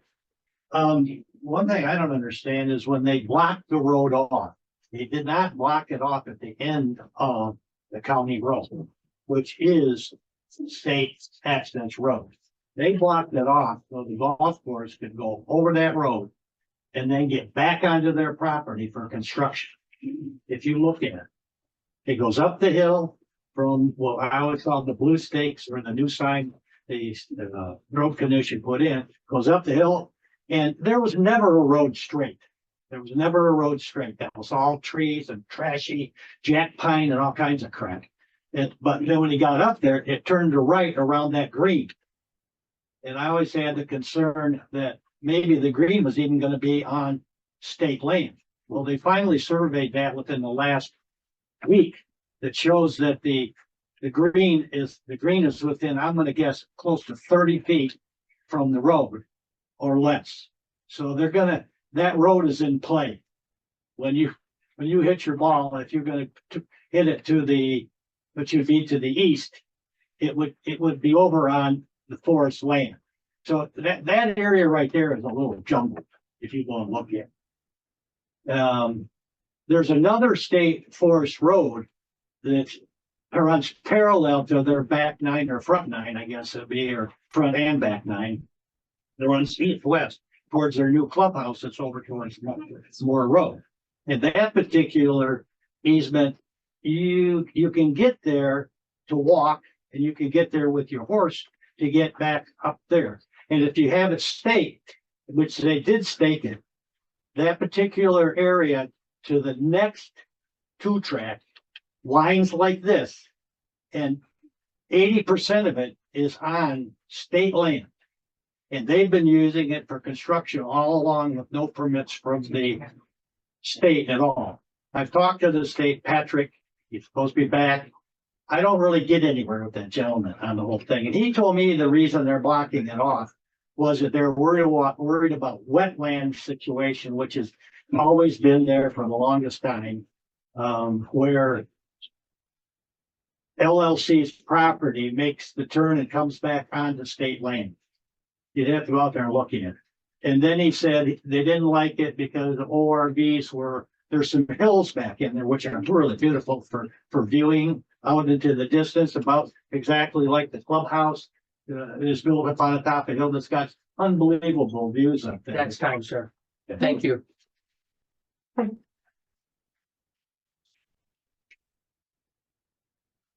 No, Hester, Williamsburg Road. I forgot to mention when I was up here before that for about the past 6 months, myself and the other girls that I ride with have been working with the DNR, different people, a different branch of the DNR that is for trails, and specifically some people that have been given a grant of sizable amount for equestrian trail improvement.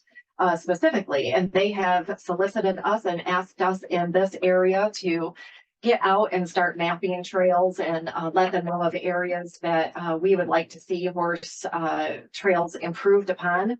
And Arnold Road has been on our radar for at least a year. We are just now at the stages where we are sending the DNR these maps on a app called Rambler. So we have had to track all these things, map them out personally on our laptops and our computers, and then we've had to go out and ride these. Oftentimes we're clipping branches and stuff as we go. They wanted to know where we needed access for crossing rivers and connecting trails, especially to make loops around the shore to shore. Arnold Road, as you know, is, it's in Williamsburg. Williamsburg, as everybody is aware of, is becoming an equestrian center in Michigan. It's probably the fastest growing equestrian development developing area in the state of Michigan, we are going to have more and more and more people moving here with their horses. And it's not just going to be for show jumping. It's going to be for exercising. It's trail riding. There's talk of a big rodeo venue coming to the Williamsburg area. There were investors here last fall looking for a place for a big polo venue. So this is, you know, it is a big deal to us riders and just the general public. I would love to speak with you and get together with you on, you know, some of the plans that we have been talking about, because I do think that we can work together. And, you know, it's just a beautiful area. It can be shared by all of us. And, you know, there's no reason to lock it down from the public. The other comment I wanted to make, I was out there myself, and Lisa went out there last night and walked the entire state land right behind the golf course. The only place where it is an issue with the stumps is right at the end of Arnold Road. They have purposely knocked down trees and put stumps and brush piles and have made that impassable just right there. When you get around that, it's the way it's always been. It's beautiful. The roads are nice. Arnold Road never used to be such a mess. It is now because of the logging and stuff that they've done over the last year. There's a very, very tiny little wetland area right at the beginning of the state land. There's just a small little pond, but everybody's respected it. The roads go around it. So, I mean, the solution would be to clean up the brush piles, open that trail up again, fix the road from the logging. And, That's time, man. yeah, Thank you. so, but I would love to. Where, I keep hearing at the end of Arnold Road, where are there fallen trees in our right of way? Okay, Not current. okay, that's all I want to know. You cleared them out. There was, yeah. That's why we understood. That's what I was gonna say. We put the sign up because we were told that it wasn't ours, so we had it surveyed and put the sign right where we, so we can, Yeah. so we could figure out. All right. Very good. Our right way. Good evening, Denise Peltonen, 10610 Elk Lake Road, Williamsburg.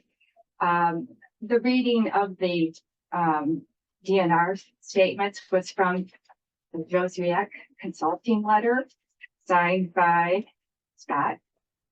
And for the DNR and the listing of everything that he had listed here, I would have liked a separate letter from the DNR.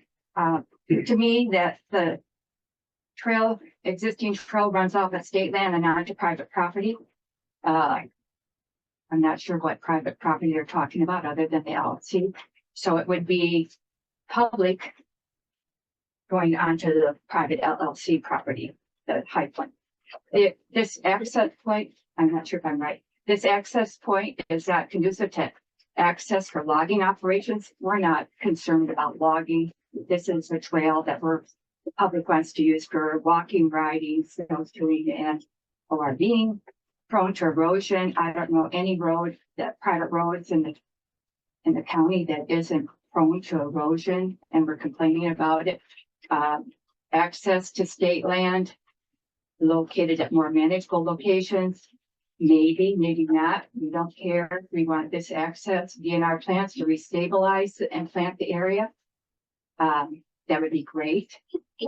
But that's not arguing the point of having access or not. Sanding and roads, any road, private road, we have that issue with after storms. Number 2, number 3, the right of way serves no existing or future needs for the abutters. We're not talking about the future needs of the state of Michigan to log. We're talking about public access by the community, their right to have access. Number 4, all the abutters have frontage along other county road right of ways. Not a concern of ours. We're talking about public access to the state land along a current available road. Thank you. Thank you. Rachel, there is something from the webinar. I was wondering if you want them to be able to talk. They've raised their hand to make a comment. okay. Whether it was now or later on the comment. So, all right. Is it regarding? That's what I'm not sure of. I can ask them real quick. Yes, we can ask them. Yeah. I saw. Hey, Brian. Oh, yes, thank you. I didn't know that was a possibility. Is this regarding the Arnold Road discussion? Yes, it is. Go ahead. Go ahead. Thank you. So in terms of the easement request, I think please introduce yourself, Brian, and sure. My name is Brian Kelly. I'm an Acme Township resident. I first recreated on this parcel, this recreational parcel in 1984. Back then it was motorcycles. I have toured that road and studied the plan views. And the point has been made that there was no letter from DNR. There was a letter from the hired consultant that was, I guess you'd call it hearsay from the DNR. And there was a reference made to access from Bates Road. There is no access to this parcel. I believe it's about a 540-acre parcel. There is no access from Bates Road. I checked the county GIS there, and there are private parcels that block any access here. I think that, a road closure forever here is not in the public interest. And of course, that is the statutory language that you need to make a finding of fact on tonight. And I don't think an easement is a good alternative there, because this is a public road and it doesn't meet the requirement of the public interest. And an easement is an uncertain outcome. The public doesn't have a seat at the table at negotiating the easement or the terms. I think people can drive down there now and park on the shoulder of the road. I think that's the current reality, and that's the way it should stay. I think that about sums it up. Thank you. thank you. I'm going to allow one more comment, and then, so if there's a representative that you want to select before Scott, and I'm going to give him 3 minutes to rebut. But is there anyone else who wants to speak? You have someone who has been already gone. Yeah.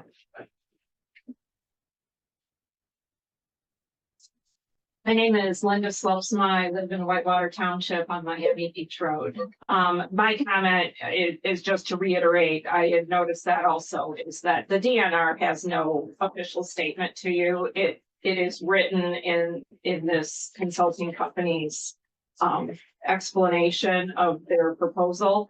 And I find that completely inappropriate. The DNR needs to speak for themselves, and they need to certify that that is their position. And it is very disturbing to me that some of the stuff is not factual. So I think it's just very concerning that you don't have complete information. Thank you, Linda. Scott, you have 3 minutes to rebut some of the comments, and then we're going to move on with decision. So the Patrick Cotan's been on vacation all last week and just got back today, and I've not heard back from him. So I agree that would be, I would really prefer we just table this thing so we can figure that out. But I was also going to suggest maybe the easement gets given, the whole right of way gets given to the DNR as another option. So I want to throw that out there too. And then, then we can work through some regulations on that. I would appreciate another opportunity to look at some of that stuff, because we're gathering information, you're gathering information. If you guys can't table it, maybe I can request tabling the decision. But in my mind, I feel like when the dust settles on this, that we can have a more appropriate path, trail, everything. And I'd be more than happy to work with, I'm sorry, I didn't get your name. Jill, to come up with that solution, because I understand horses prefer a narrower trail, not something that's mixed traffic and so forth. So I would appreciate an opportunity to get Patrick here and then go through some of their concerns so that we can better understand this before we just kind of put this to bed. So one option that the petitioner may have is to withdraw the petition. I'm not inclined to table it. I know myself, I've been receiving emails for weeks now from residents. And the reason I didn't reply is because it is a matter for the board discussion. I'm not going to reply to emails individually. So, because that would be a violation of the Open Meetings Act. So we have a petition. We have had a lot of comments and discussions. And I think we can either the developer can withdraw his petition, but if you do that, you have to resubmit it again.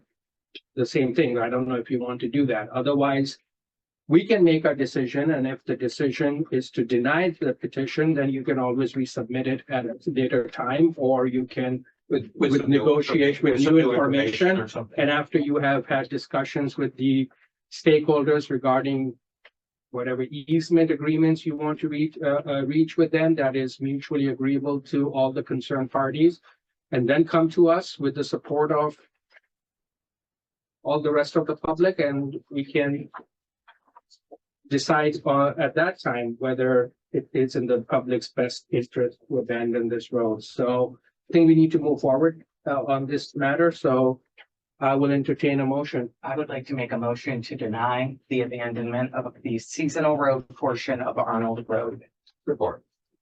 We have a motion to deny the petition to abandon the seasonal portion of our Arnold Road by Commissioner Corn, support by Commissioner Leiden.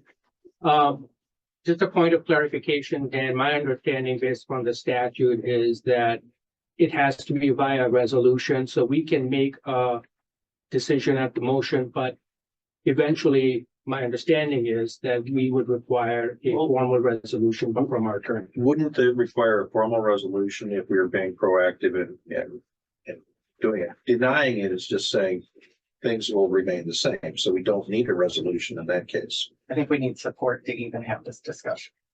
We have support. we have Leland. Yeah, I mean, We have. the reason I made the motion is I think everything Did you should be ask left the way it is. Scott if he wanted to withdraw it for now? I did offer it to him. Is there a timeline that I can't resubmit?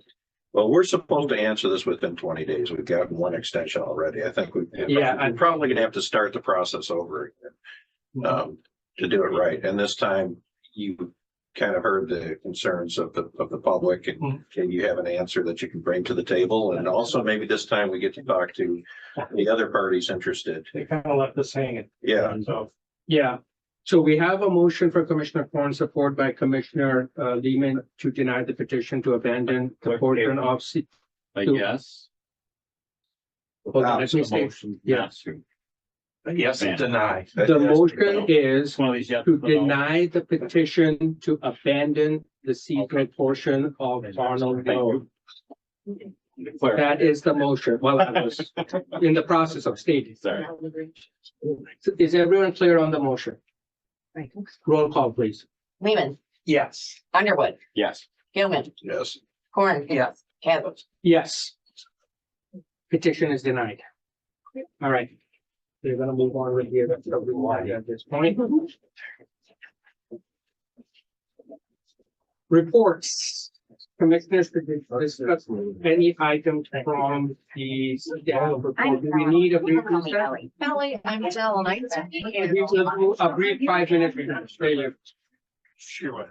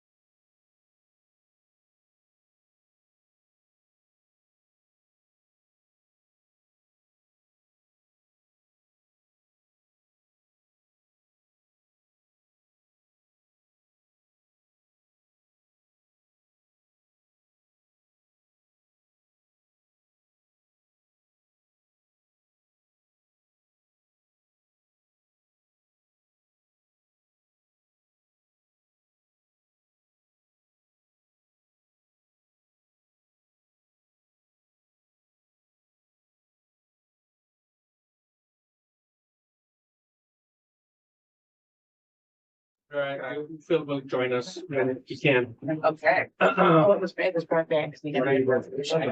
That's better. What's the other topic?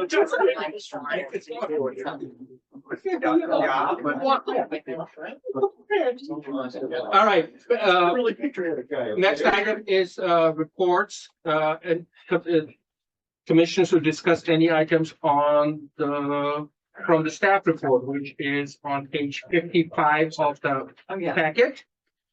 Does anyone have any wishes to discuss any items from the staff report? Have any questions regarding any items on the staff report? I have one question. Sure. Scout Camp Road. And I got put on hold at the request of the township. I believe so. Okay. That's fine, if sure. I know we talked about doing a walkthrough meeting and I don't think we've scheduled a date or time for that yet. Okay. We're probably gonna follow back with East Bay, give me to the date and time. So probably will become more important. Yes. Yeah. Oh, is that where that's at? Yeah. Oh, I didn't even know where the road was at. Okay. Any questions? I want a question. It says over here that you had a Long Lake Church property purchase meeting on July 29th. Can you tell us what came off that meeting? Sure. What it was about? Yeah, actually, so basically we sat down with the church owner and we were on the phone with the park, the mobile home park owner. And, they're gonna have to figure something out. It's not gonna ultimately be our responsibility, I think. In the end, I don't think we solved anything, but we started the discussion. It took a long time to get everybody at the table to talk. Yeah, I mean, it's kind of like where to start, I mean, I guess at the point of, in a negotiation, somebody has to say something. But in the end, I think that, the guy that owns the church as a nonprofit, or his nonprofit owns the church. He's inclined to get whatever he can get, and he has an amount that honestly it almost doesn't matter to us. For what we need with the updated design, if we had to, we could just do it. And we're talking for the public's benefit, we are talking about the dog bone The shape dog bone, roundabout yep, at the yes, intersection yeah. of Craig Road and North. And I mean, ideally, they should work together because it would benefit them both, but it's not going to be our negotiating that makes it happen. We just kind of had to come to that. I think we've come to that realization. We're not going to be the negotiators on this. Okay. If we do, we're opening ourselves up, I think, to some other issues. So, So you're saying that the property owner will have to come to us. Well, with so a willingness to sell. when for what we need in terms of right of way, we need a very limited amount. And if we have to, we can go down the whole eminent route if necessary, I think, being realistic. But I don't think we're going to really have to do this. We have a lot of space to work with, and the way that the boulevard works and the existing right of way, we won't be hurting anybody, no matter what we do. I think it comes down to it. But I think we do move forward. I think it was prudent to get the property at the end of the dog. Right. That's a big part of this. And when it's said and done, it may behoove us to plot out the remaining part of that property we don't need and see if the people behind are interested at all in purchasing, and if we can recover some of our costs. Not much, but some of our costs that way. But it was a good meeting to have. We kind of had to see where everybody is at. And frankly, I think it's going to be difficult enough negotiating between these two parties is not going to be our gig. Okay. The other question was regarding a meeting on August 6th with Town Line Road developer. What was that about? It says like 100 units. Oh, sorry, I'm thinking of a project Yes, it's across. I mean, that's. We're on the other side of Hammond. Okay, give me a second there. Okay. So what is about to happen is they're about to trigger the number of units in there that's gonna require a light. It's 150 units. So to stay under that level, they're only gonna go with 100 units this time. But within about 2 years, they're gonna have a second phase, and that's gonna trigger that. So I think originally they were coming for the 150 units. Now, are they required to pay for the upgrades to our intersection there? Is that something that we have any say about? I mean, for example, when Costco came in, I mean, for their permitting. So we've never had some improvements, we can pass it on. Okay, all right. We don't have no way of enforcing it. Well, isn't it a PUD from the township? Wouldn't it just be an infrastructure component of the PUD? The township said that they have nothing to do with it, it's all on us. They're gonna approve the units. So I saw the reporting from the township, and the reporting that I read was that the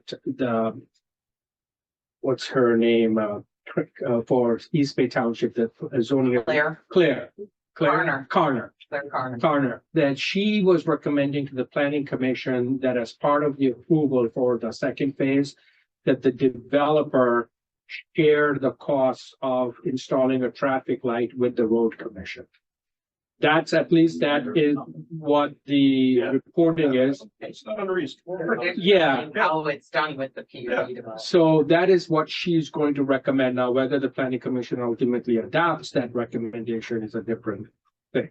I had a different conversation with the higher level. And that's not the direction they seem to think they were gonna go. And anytime we've done this, developers have been great to work with. And they never pushed back. This developer is pushing back and saying that he doesn't think it's on him to have to put a light in, and that he's too bad for him. Probably. But we don't have to put a light in. Yeah. Except whose liability when the first person gets creamed, making a left out of there? Because those people drive 65, 70 miles an hour. Well, you're pulling out onto Hammond, right? Right. Yeah. Yeah, that's the point. Are there any engineering standards that require there to be a light, which makes it then our responsibility to install? Yeah, the volume, like we said, when those units get high enough, it's gonna trigger the trips out of there. That's gonna make that volume great enough and that. Well, volume. we have way to put pressure on the township too. Ultimately, So if she should be with us on this, it doesn't even make any sense. If she wants safety, I mean, clearly, if we're gonna be adding, that's a significant, I mean, you've seen what it costs us for an intersection of lights. This is not peanuts.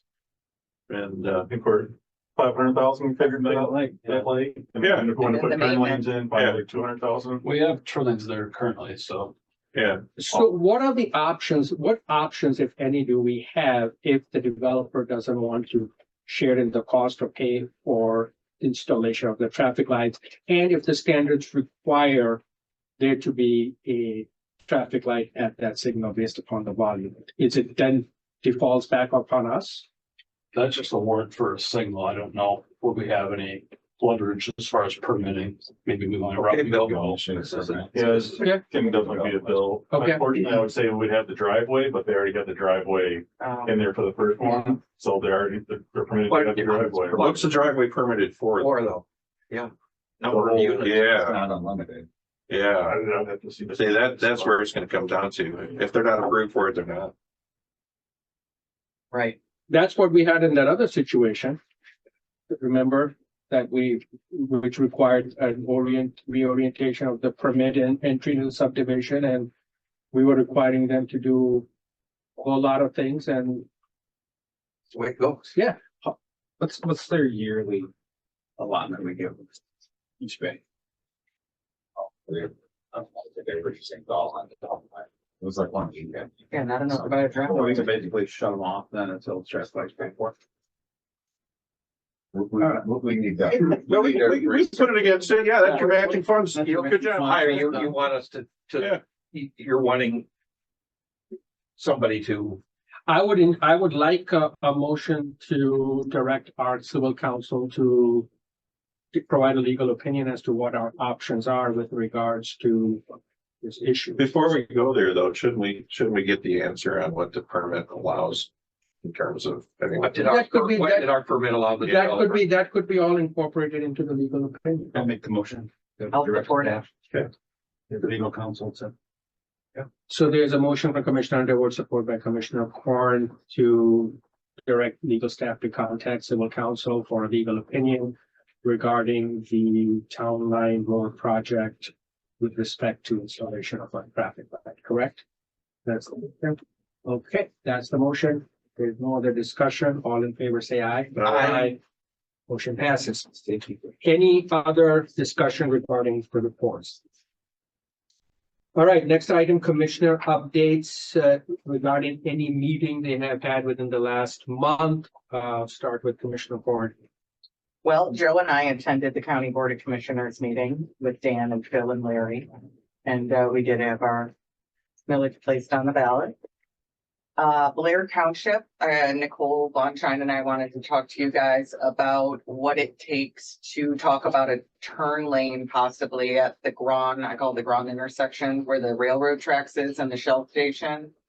There's just been a lot of backup there and a lot of concern about safety, but also just the need for a turn lane. And I think it sounds like a few years ago, maybe there was interest in it and there wasn't a threshold that was reached. And so Nicole and I were wanting to have that conversation and just find out what it takes to. were you talking about on the highway or? The highway and the other road.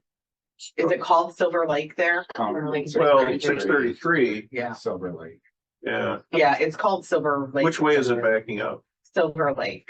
Oh, Yeah, there. So, and Nicole would have much better information, but that was something we wanted to work on. She was not able to attend her last board meeting, so, but I just kind of wanted to let you know that because we wanted to bring that up and I'll probably just loop her into an email. She has a lot better knowledge of that. Joe and I also attended the Acme Township meeting with Dan and Derek and the Hampshire Hills FAD or Hampshire States FAD was a topic that evening and moving forward. And if you guys aren't aware of the updates with there, they've had a significantly reduced estimate. And it sounds like they're interested in moving forward. So that was interesting. And that was it, other than, yeah, Blair, that was it, Blair. Thanks, Commissioner Underwood. I do want to make note of the Acme Township was very clear that he recommended that he put additional siding on the road, and they've opted not to do that. So, for the shoulder, so. They chose a 22-foot width rather than 24. And then the only other thing I was gonna make of note is also noted here, I did attend the railroad meeting. It was, I think, productive, but the very statement what something may or may not happen. well, of course, we had on the 29th, we discussed the Long Lake and we talked about that. Also, we discussed, rebidding security cameras and some network infrastructure for access control. And so that process is starting. I thought it was productive. That was with Larry and Dan. Who else was there? You had another Bernie. Okay, right. So yes, I went to the Paul Bunyan, of course. I was the only one representing Traverse County there. It was really pretty much nothing. The reports, it went so fast that in the end there's just a lot of cross discussion just to waste time while they're making the sandwiches. So yeah, there really wasn't. We're all very disappointed we missed. Yeah, it. no, That's very. I'll tell you what, the discussion about, I mean, it's still in the legislative, priorities to have a replacement for the gas taxes not collected from EVs. But they're not pushing that right now, not in the way that they were, So, it'll be interesting to see. Huh? November will call us. No, yeah, see, that's, I think that's kind of a sense there. Traverse City, MDOT Paul, he stopped, he was there, but he kind of left after 10 minutes into the show, basically. And so, like I say, it was sparsely attended. There were. I would much rather be with you. Joe was with me at our ribbon cutting for our new property. I don't have anything for an update. I have something for commissioners discussion. Let's start with you then. I find my laptop to be almost unusable. It won't load. We need in the budget, really, seriously, I want to be able to read my emails. It sometimes it takes an hour and 5 minutes for it to load, and it keeps saying what Jason's did tonight. It's timing out because, can we please budget and get something? And can we get a launcher so we can skeet shoot these things? Oh. Huh? How old are They're about 5 years old. 2019. Yeah. Have we tried to troubleshoot? Oh, are you kidding me? I've had it in here before. Rachel has helped me do. I started some things, off but with these. I tried to forward. I've had a number of issues, but mostly it's timing out. It doesn't. Yeah, they're vastly underpowered. Just. What do some of the staff use? We use these Lenovo's. Yeah. Okay. Your computer, basically. Oh, yeah. Yeah. So I have a Microsoft. is there a reason? Well, let's talk to the finance guy. Is there room in our budget to upgrade it to laptops? Because I do think Chromebooks are. Next year's budget, line item it. Or are you looking to do it sooner? Yeah, I think we want to do it a little sooner. Amendment this year. Yeah, I think we would like to do it sooner if people are having issues, because that's why I started bringing my own. Yep. Because it never works. Well, It's not. Yeah, I don't use this outside here. Yeah. I use this here to basically scroll through and But if we can get these, like, I can't use it for anything. those ThinkPads, then that will be much more useful to, not just to commissioners, to future, whoever is next sits on the board. So I would like to see it done sooner. And I think we, I like my iPad and everything, but I think we avoid iPads. No, It's still I limited. It's like, just get a real computer. And some wedging was done in my neighborhood and a couple subdivisions down. And I thought that my comment was the crew did a good job. I do think we need a little shoulder grab after the wedging.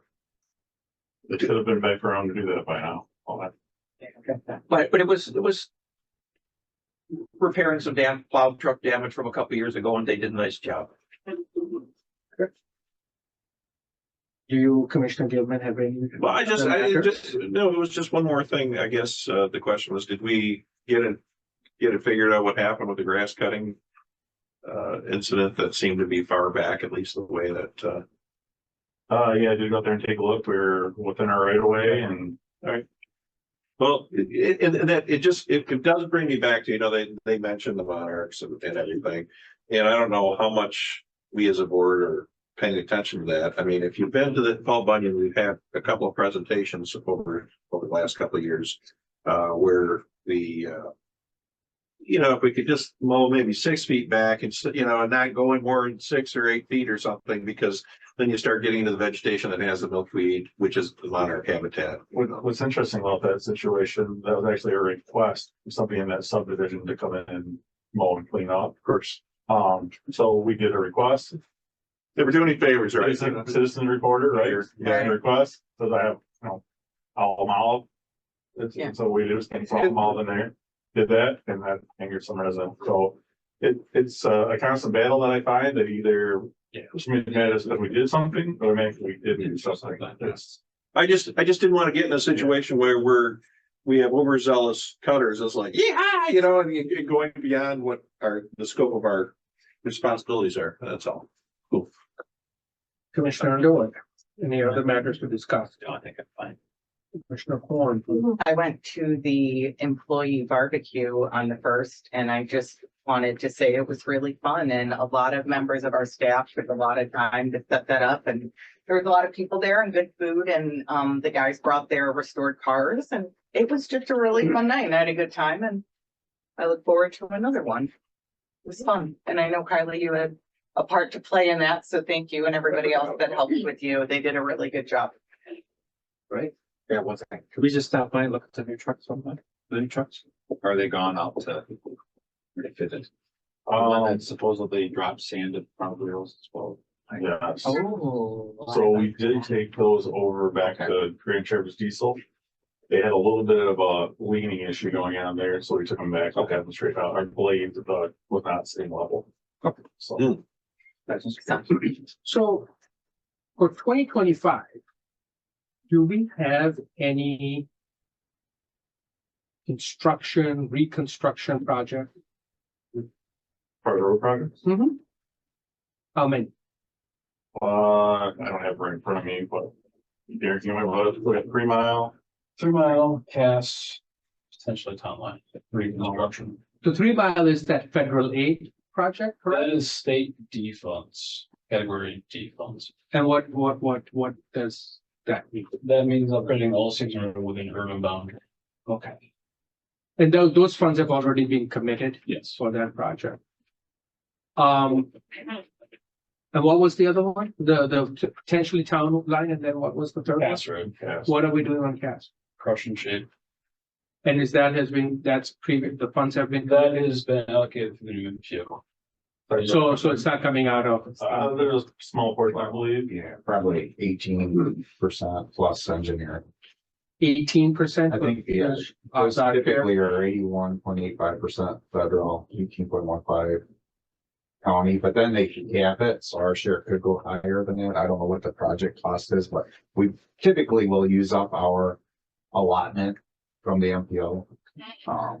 So one of the things that Commissioner Gilman and we talked about briefly is this idea of pausing any new construction, reconstruction projects and allocating all that funding towards chip sealing all the roads in the county. Yeah.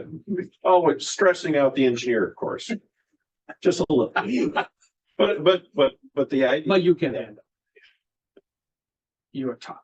But I mean, it's an idea, but we talked about it. We don't know. We have to discuss with staff engineering as to the viability of this idea, because why can't we do it? I guess is the question. What's if we can't? We get a lot of miles. I've had the same thought myself. To be honest with you, I'm curious about it. I have talked to engineering about it a little bit. And the amount of roads that if you actually look at it, it's supposed to be chip sealed, we are running out of those roads that they say it's kind of saving or better. So it might be, I don't, Derek, is it saying experimental to see how long it lasts, and if it's, I'm gonna assume it's gonna make the road better and last a few years, maybe get some roads we've never gotten to before. But like per engineering standards, it's not necessarily recommended to a lot of the roads.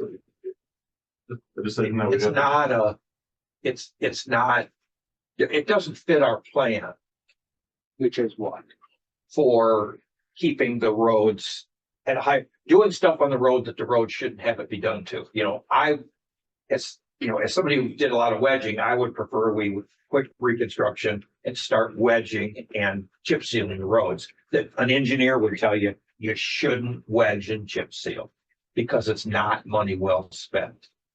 But could we do that? Yes. In the outlying counties, Kalkaska and Leelanau and Benzie and Manistee, that's what we did.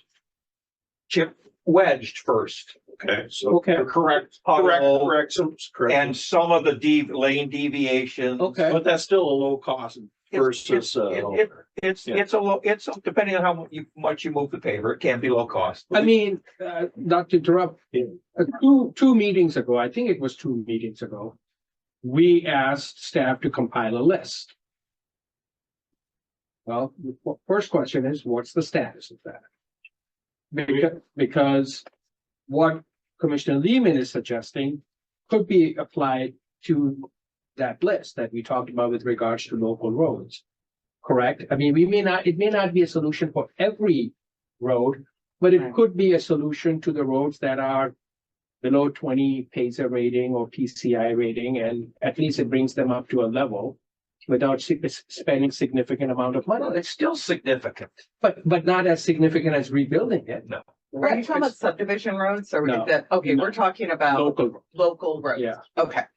So where are we on that? Yeah, we definitely need to get that going again. We were pushing pretty hard on that and gotten some other projects. We did get up to our second year of the projects planned, but we thought we wouldn't, what we'd go after. Okay. So we have about 2 years worth of what we would recommended projects. But I guess my question, maybe I wasn't clear. I was wondering where are we on compiling that list of local roads? What's the status? Yeah, we have 2 years done. You have 2 years now. Okay.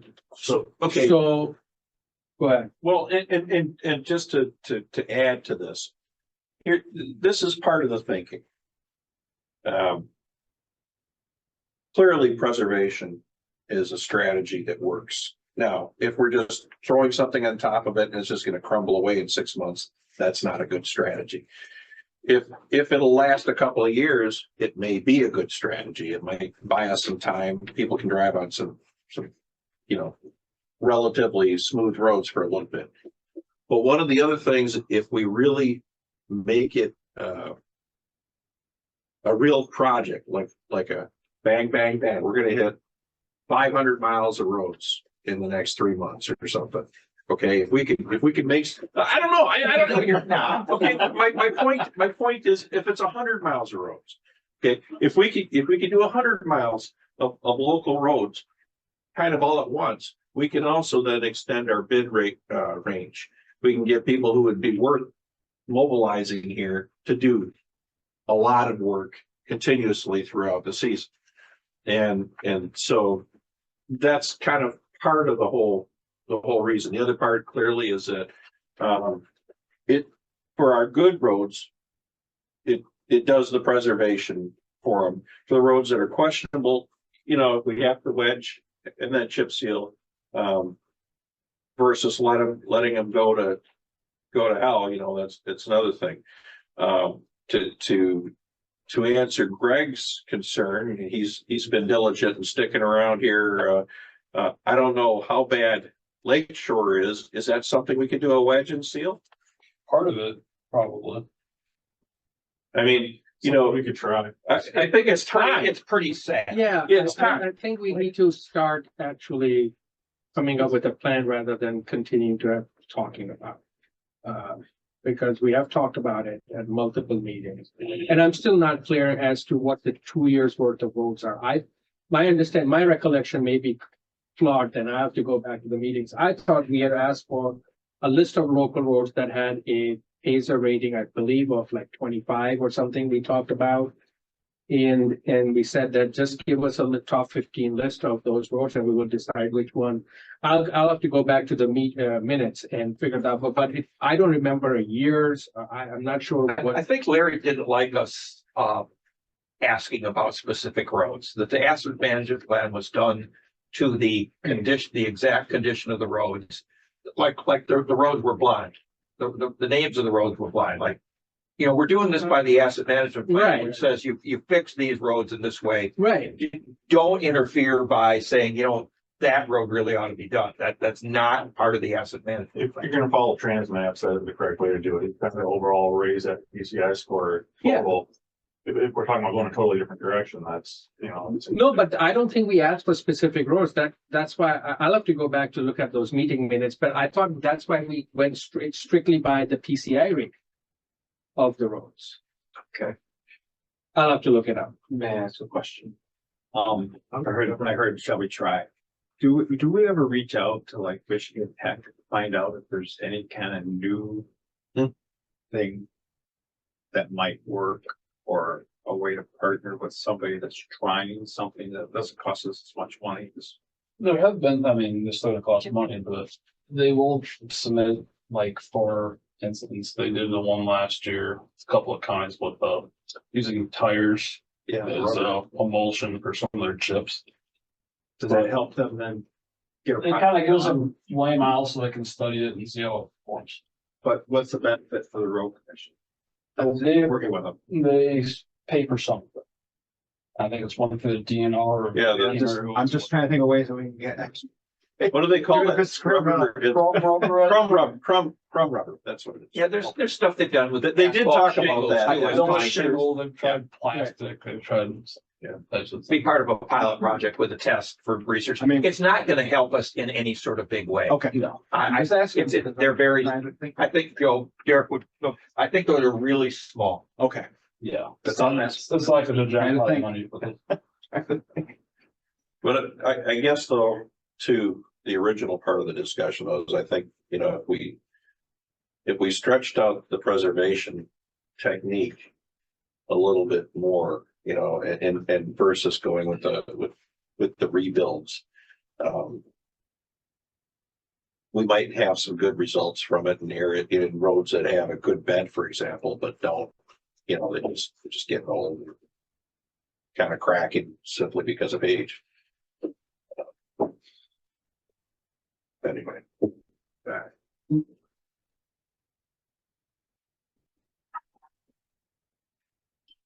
Item H is the 2024 annual certification of employee related conditions. Phil? Yeah, so I already signed this. This is just, saying that we comply with PA 152 with the state of Michigan. All three of our health insurance plans that we offer are under the hard cap for 2024. That was $7,702.85 for single person coverage, $16,109.06 for two person coverage, and family coverage was $21,007.83. Next year, they increased that by just 2.2%. So there wasn't much of a healthcare increase for the next year's, but we're currently out, we'll be getting some rates in and we'll evaluate where the market is. The plans come in over, we can do payroll deductions from the employees. Or look at different plans. Do we have to make a motion for the chair to sign it? I think so. Is that what we're looking? Yes, I need a motion to. I'll make the motion for the chair to sign Form 2067. Second. There's a motion from Commissioner Ford, second by Commissioner Underwood, authorizing the chair to sign Form 2067. Any other discussion? Hearing none, all in favor, say aye. Aye. Motion passes.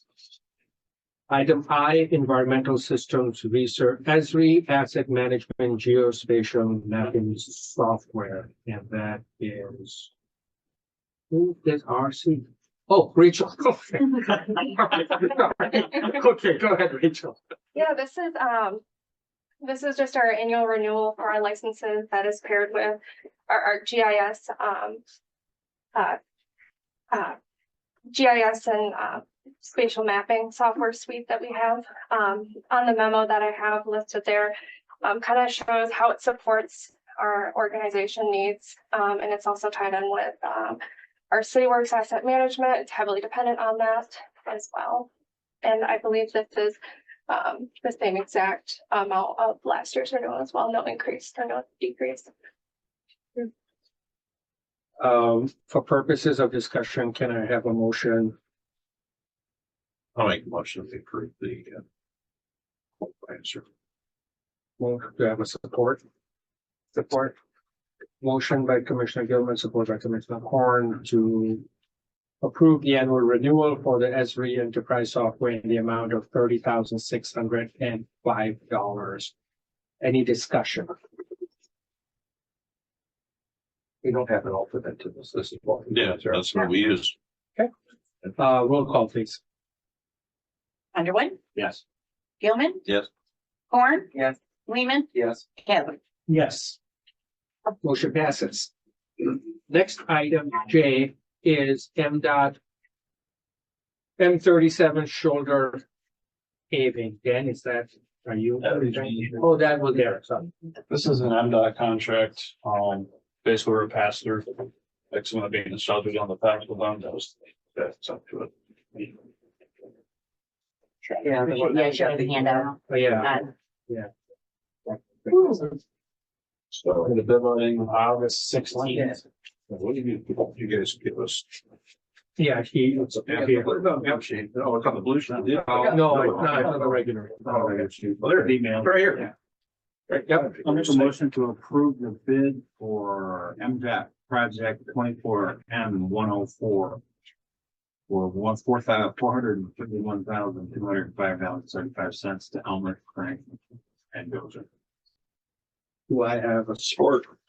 Motion by Commissioner Underwood, support by Commissioner Gilman to approve the award of M37 shoulder paving to Elmer Crane and Dozer in the amount of $431,205.75. Any discussion? Just a couple, just a comment. Yeah. When I was originally looking at this today, it's like, well, it's really nice to be able to just kind of, it's done. It's passed through. We don't have to pay for it. And then it's like, oh, the old conscience gets you. It's like, oh, geez, it's still our money. And I think that we would still be concerned if it was coming in over. But it looks like somebody's paying attention. And coming in under, 0.27% under the cost. Apparently they use the system as well. So good on Elmer's for coming in at 0.27% under cost. And anyway. Are these shoulders paved now? There is bank of 3 footers, so they're gonna go up. They're gonna be added further. They're gonna be added 5 footers on the way. Okay, roll call please. Gilman, Yes. Corn. Yes. Lehman, Yes. Underwood, Yes. Cadwin. Yes. Motion passes. Item K, 2025 new winter maintenance truck upfitting purchase. Yeah. It's uplifting. So this is just the normal equipment, the cab and chassis have already been ordered. We should see those sometime around the first of the year. This will be for 2026's budget. So we're that far out on trucks and equipment. So this is, we have already purchased the cabs and the chassis, Okay. and we are now have to pay an additional $574,000 plus to install the winter maintenance. So it's the cost of all the equipment and install. And that's something we have to do. We couldn't have used old equipment or existing trucks or anything like that. If you go off of it's kind of like we're talking about our roads, right? This is our fleet management plan. I wrote that plan originally about 8 years ago. We're just still following off that same fleet management plan. We are still trying to push trucks out that are, need to probably go. Another round or two from here, we're gonna be pushing trucks out that we could actually probably sell other road commissions at quite a bit of money for them. That was the idea of never letting our trucks get more than 10,000 hours on them. It's kind of a standard of once you hit the 10,000 hours, you're gonna start, spending more than what the truck's starting to be worth. We start to lose motors, transmissions, drivetrains, things like that. So we're still pushing those trucks out currently. They're over 10,000 hours. But in particular, I think he's talking about the back end and. We did that a Right. few years back. We reused some of the stainless steel boxes, but this is a Oh, little you're talking different about design. Refurb, we have refurb some, and these are actually, well, some of I'm sorry. I've got 3 years of trucks in my head right now, that's how far out we are. Trucks coming up, we're reusing the slip sanders. They're getting built here. The equipment's already up the truck and trailer. These trucks are, yes, completely. We have done the refurb thing. We're getting it to the point, and that's where it's just kind of get to the point of that we can sell these trucks whole and probably get more money for them. The other, I guess the other question I have, and it's because I don't know this industry, was there a cheaper option? And let me explain to me where I'm coming. If you total this up, this is north of $600,000 for 3 trucks. That's a lot of money on 3 trucks that is not being spent on roads in this discussion we have been having. I'm struggling with this. And that's why I'm trying to figure out, is there a more cost-effective option here? You know, we did look at that. If you do want the Desmore sander, I think it was like $5,000 less. What the Desmore is, it's just a fixed one. This one has the ability to dump, so you can use it as a dump truck. And you can use it as, for sanding and wear maintenance. Right now, if you have a dump truck, you have to have a slip and sander, the extra cost of the sander, then you have staff pulling the sanders in and out twice a year. This truck's ready to go for all operations. So, I'll entertain a motion and then we can have discussion. We did. No, we didn't. Does anyone want to make a motion? I will say, remember, we have the new additions coming up in 2027, so we did do the buy ahead. Three of the 9. So we have, Are you gonna make a motion? I think Okay. Yeah, let's wait for 2026 proper year. But I just want to say, we've committed ourselves to these 9 more trucks coming. For several years. And then we were gonna take a big pause on buying the trucks, and we thought we were gonna be in good shape. Till the emission stuff works its way out. Right, but we were gonna have ourselves in a spot that we knew that our trucks and our fleet were in a good enough shape that we weren't gonna have to buy a truck for several years. So it's coming, but we have a few more years we need to get through. And this is a big part of what we do. Sometimes I think everybody's concerned about roads. Roads is a very short period of what we do. Our winter maintenance is a much longer season of keeping the roads plowed and safe for everyone. So I know it's a big part of our budget, but it's truly one of the main functions of the road commission. That's what we get paid for, that $3,300 per lane mile is to maintain the roads. We don't unfortunately get much money to fix the roads. This is what the state's actually, trying to get us to do. I'll make the motion that we approve the recommendation for the purchase of 3, for the purchase of the winter maintenance equipment to fit the 3 new 2025 cab and chassis winter maintenance trucks. Affected the budget year 2026. I'll support. Motion by Commissioner Gilman, support by Commissioner Corn to approve the purchase of winter maintenance equipment to outfit 3 new 2025 cab and chassis winter maintenance truck for budget year 2026. Discussion. Well, I just want to make a note that these came through the My Deal price, correct? So theoretically, this is the cheapest way of doing it. The state already went out to bid and did all the work. This is what all the state trucks are built off of. The one question I had also was on page 81 of the packet, which is part of, I think, the details regarding this purchase. It says total price for above installed is $208,401. And I don't know what that is referring That's to. the 574 plus the 53 divided by 3. So what we're recommending there, is going to law school. The Michigan scraper. Versus the Monroe scraper. They are slightly more, but their durability is improving itself much more efficient. Is that included? I think we're looking at 368,000 for a fleet unit. When you hit, because we had the cabin chassis, I think at 159, plus all this that gets attached to it. Well, yeah, we've already approved the chassis. Last round one. I'll say it's gone up. In my head, we're still building trucks for 200,000. That was usually about 100,000 for the truck. I know, right? I'm just thinking it wasn't that long ago. That's where we were at. But the money doesn't have much value. $100,000. Do we need the dollar amount in the motion? Yeah. Okay, I then think we need to include, an amendment to your motion. the total cost, upfitting, That's, so calculator. Can't we just read it the way it was written in the agenda? let's just go to addition. It's 628,210.35. There you go.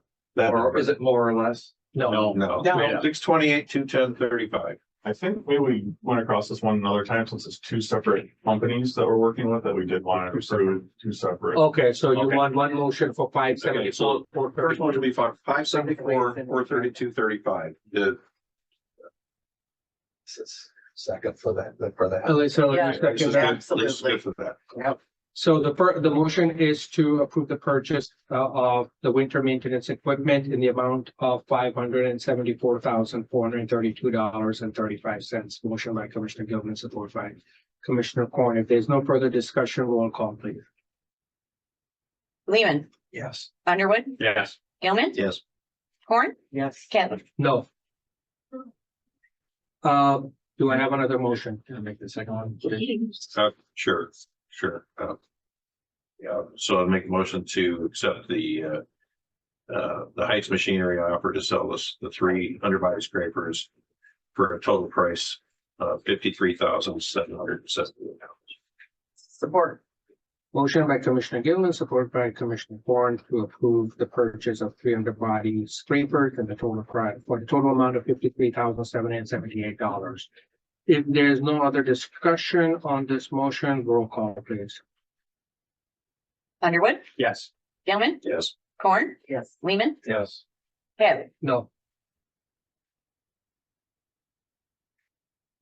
Okay, item 8A, manager's comments. We have to go. Nope. item Yeah, L. blue sheet. Oh, sorry. Item L, Human Resources Services. There it is. And this is for, This is something that we've been working on, I think, since I was interim, trying to get more HR services because they're all spot on. So Yes, not. have talked to several companies, have worked with several people, trying to get somewhere. This actually just finally came back to us today, from Human Resource Services, that they were willing to come in and work with us. And what we're asking for is just the $20,000 and to try to get us through the first of the year, try to get several of these projects caught up going into the new year. We've worked with Human Resource Partners before. Yeah. They know the business. They've been very effective. They helped us through a couple of stretches. I would support if it's $20,000 and this is gonna get us over a hump, get us, That's the goal. okay. What's the period of service for? We're looking At the at end of the year. Just the end of the year, okay, that's fine. I would make the motion that we contract with Human Resource Services till the end of the year at a cost of $20,000. Not to exceed. Not to exceed. I'll second. motion by Commissioner Gilman, support by Commissioner Underwood to accept the proposal for Human Resource Partners for retainer services through January 1st, 2025 in the overall amount not to exceed $20,000. Any discussion? I just want to make sure that we, come up with a plan for a more long-term sustainable answer to our human resources needs. I just don't think we have that here, and I think we're asking a lot of one person. And I'm not necessarily saying that we need more staff, but we need a more long-term solution. I think it's fabulous that somebody's coming in to help her through a rough transition. But it's just not a sustainable answer for us, and we have unique needs with the type of agency we have.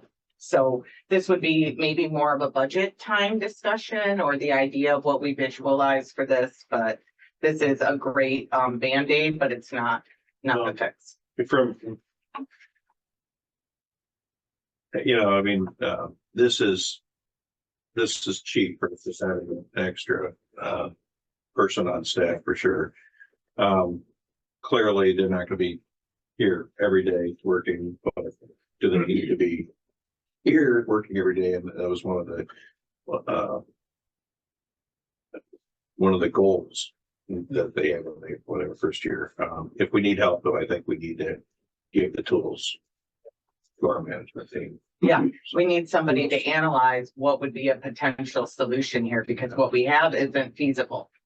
And we'll need to spend money on that, which is our role, right, in the budget. But obviously, we're not the people that make the decisions. That would be our staff. But I will support this tonight because I support getting Heather help, and I think it's important for her. But I just think Who? It's well. Heather, it's another Heather show. It's like, what? Right. Yeah. Yeah. No. Wow. So that, I just really feel strongly that we're not set up for success in human resources at our agency, and our staff deserves more than that, than what we've provided. I agree. I think, that we have asked, we are looking at a lot of our policies. And Heather is working on those too, and that does add a lot of, and combined with the backup, we do need a more long-term strategy rather than just a quick. Clearly, you guys are gonna have all your policy and things figured out by the end of the year. Yeah, and that's putting an inordinate amount of burden upon her as one person. But for now, this will have to suffice. So we have a motion, we have a support, roll call, please. Gilman, Yes. Horn, Yes. Lehman, Yes. Underwood, Yes. Kevin. Yes. Now, 8, managers comment. So we did go out to bid for our benefits. I think it was 2017 was the last time we went to bid for that. Yeah. So, we did receive 4 bids. But now the bid opening was actually today, so we haven't had time to go through them. I don't know if Phil and Heather are planning on getting together and going through those and having a recommendation for you in September. Explain the bid process you went through this time, because it was different than the last time. Three of us were talking about it. We went to open bids this time, correct? We did do. It was sealed bid. Versus. Well, Well, sealed proposals. Yeah. Instead of within the same company, you went to multiple companies. We put it out and Put it on that. anybody. Yeah. To do it, yeah. Because of my understanding last time around, that was the same provider, but they just bid within themselves. With it, I think you might be thinking of something else. This is the employee benefits agent. It was described to me as we didn't go out. It's in this to open brown it. or brown. No, that preceded me and Dean did Okay, go out to them. okay. Did have a bid. I've been around since 17 months. Yeah. Yeah, I think what Joe might be referring to is that the previously Brown and Brown bid within their own Priority plans. versus Yeah, without. right. We did not go out. and- That's what he's We referring didn't give to. anybody else a chance but Brown and Brown. Right. Correct. Yeah, Then we went that's out what to he's the market and allowed This whoever. Whoever. Yes, Okay. that's what, I want to make. that's the point here. The difference. And I think this is just another example of the need for the human resources. So, been since 2017. All right, any other comments? Also preparing, hoping to go for a wage study here before the first of the year. And so thank you for approving that HR. We don't have job descriptions for most of our employees. They have not been updated. Yeah. So this is gonna help get those done so we can do a true wage study and, we can actually see where we're at. County board meeting tomorrow. I didn't realize I was on it, but it'll be an update there tomorrow. And they're also talking about townwide. They're talking about towns. Yeah. And we have commissioners that are going, right? So Dan's not alone. I have designated Commissioner Underwood Okay, good. as the spokesperson for the board. I volunteered to fill in whenever they can't find somebody, just to make sure Dan and Deb, always have a commissioner with them. And as far as townwide goes, did we? I mean, what we discussed, I mean, did we come to any kind of consensus that yes, we can do what? Basically take care of the culvert and then do a good enough job for the rest of the road to get us by. Right now, the current estimates for the entire. We were waiting to see what all partners were willing to provide and see what we had for total funding and then take a look at what we need to do for the scope of the work with what we have with funding. Well, I talked to one of the commissioners tonight before coming here. He wasn't able to attend here, but I said, just, he's on the fence about throwing us a bone. But I said, look, we're going to need that for 2025, but just get us as much as you can. We're going to be responsible with whatever you give us, or to make it work. So. Okay. We did talk a little bit of wedging, just to let everybody know, we put out 414 tons so far. We've done that in about a week and a half, 2 weeks. So, we're using a grader. It's not the greatest way to do it, but we're doing some pretty impressive work out there, and the guys are really proud of what they're doing. It looks pretty good. Also going very strong on ditching still out in Grant Township. Unfortunately, I don't know if Grant Township's ever been ditched. It's amazing the amount of material that we're moving out of Grant Township right now. So we're really staying steady on that. In years past, there's been a lot of bouncing around. We're actually trying to grid out. Where do we bring that? So we put it out on Facebook and we say, does anybody need any Filter? Filter. Oh my gosh. And within probably half a day, Kylie's taking it off because so many people have said, That's great. me. Well, somebody's putting a development in somewhere, they want to level up. We also have used it in a few areas that actually probably should have needed guardrail for engineering specifications. And we've talked to landowners and said, hey, this is kind of a safety issue. We came in and we filled that in. So it's a nice gentle slope now. So there's a go off the road there. So Nice. it actually is safety. And, obviously we don't have the funding to go out and replace guardrail all over the county. So we're trying to do that first if we're in the area. And then second, we're offering up. One other thing we just wanted to make note of, Tim Koffel, our fleet facilities manager, he stepped in once I took this position. He has decided to go back to the crew, wants to go back as a technician. Decided the position wasn't the right fit It's for not him. fun to be the boss, is it? He wants to spend a little more time with the family. It does require a lot of late hours and phone calls and stuff like that. So Absolutely.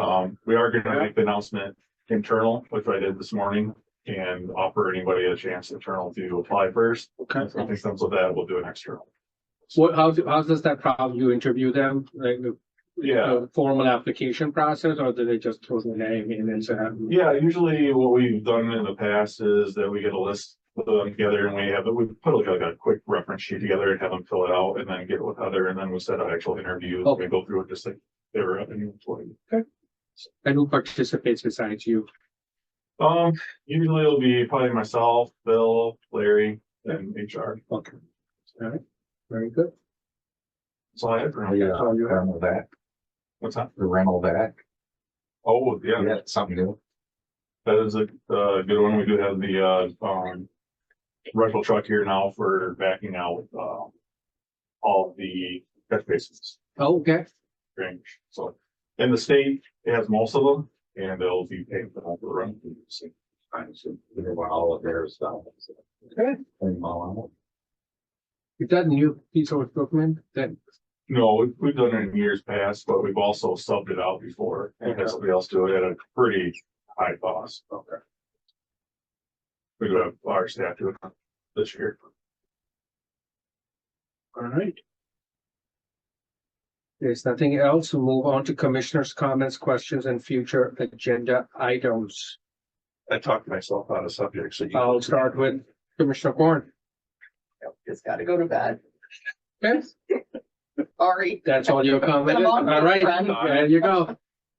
Commissioner Underwood. Dan, thanks for checking off another box of the deficiencies that we're trying to overcome from the past. Appreciate that. Yes, the HR.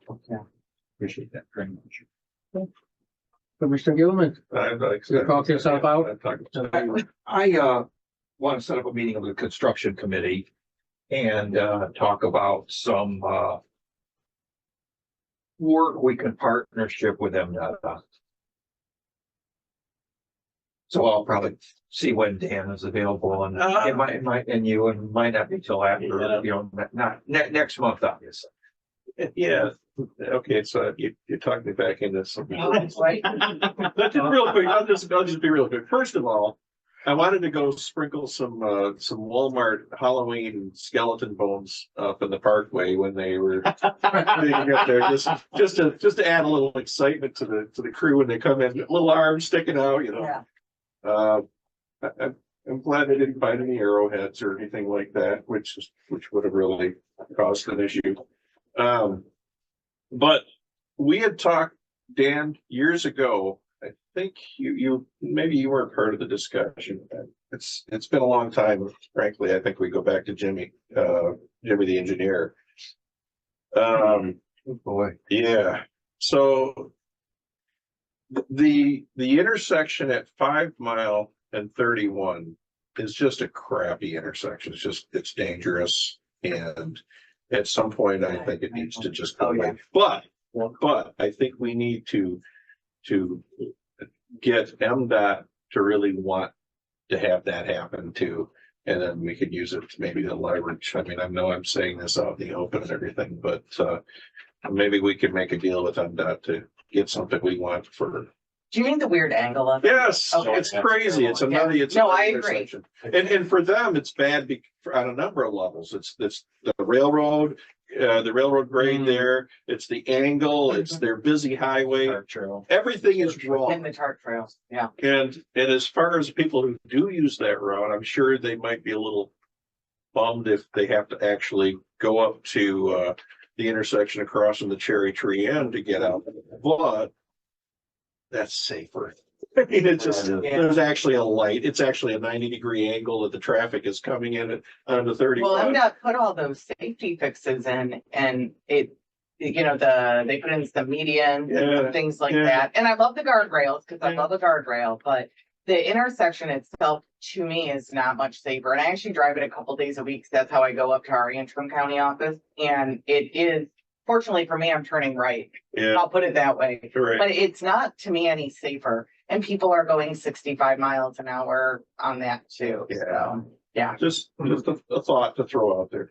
Well, I have a feeling that because of all the projects that MDOT has done, that it'll be quite a while before. Yeah. they do Yeah, anything. so much money. Yeah, they Yeah. fixed that 72 stretch down there.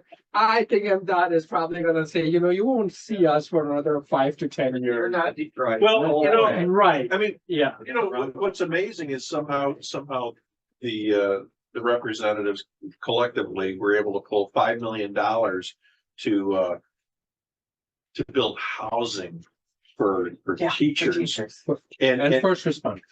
And first responders, my bad. I just, you know, and there are I'm very unresolved, salty about that there are project. unresolved physical infrastructure issues up here that are going to be a thorn in our sides. Not just roads, there are other concerns. Traverse City is gonna have, you know, with their whole sewage plant thing, they've got problems coming. So, I just want to first of all thank Dan on that mowing thing by, I think, Meadow Estates. Thank you for being so getting out diligent there in and responding to that. And I think that the property owner was very respectful and very cooperative, and I think that usually goes a long way when you don't try to be a bully and attack and be aggressive and rude and belligerent, and try to be, you know, respectful and cooperative. That goes a long way. So thank you for doing that. The other thing I want to bring to the board commissioner's attention, more than a week ago, I separately emailed you a proposed evaluation for the managers. I really would like the comments because I need to get back to the attorney with if you have any comments or suggestions. Because my plan is that at the next meeting in September, which is on September 26th, I would like us to do a performance evaluation for Dan. He has been on the job by that time for 9 months, and I think it is fair to him and to us to evaluate him using the new process.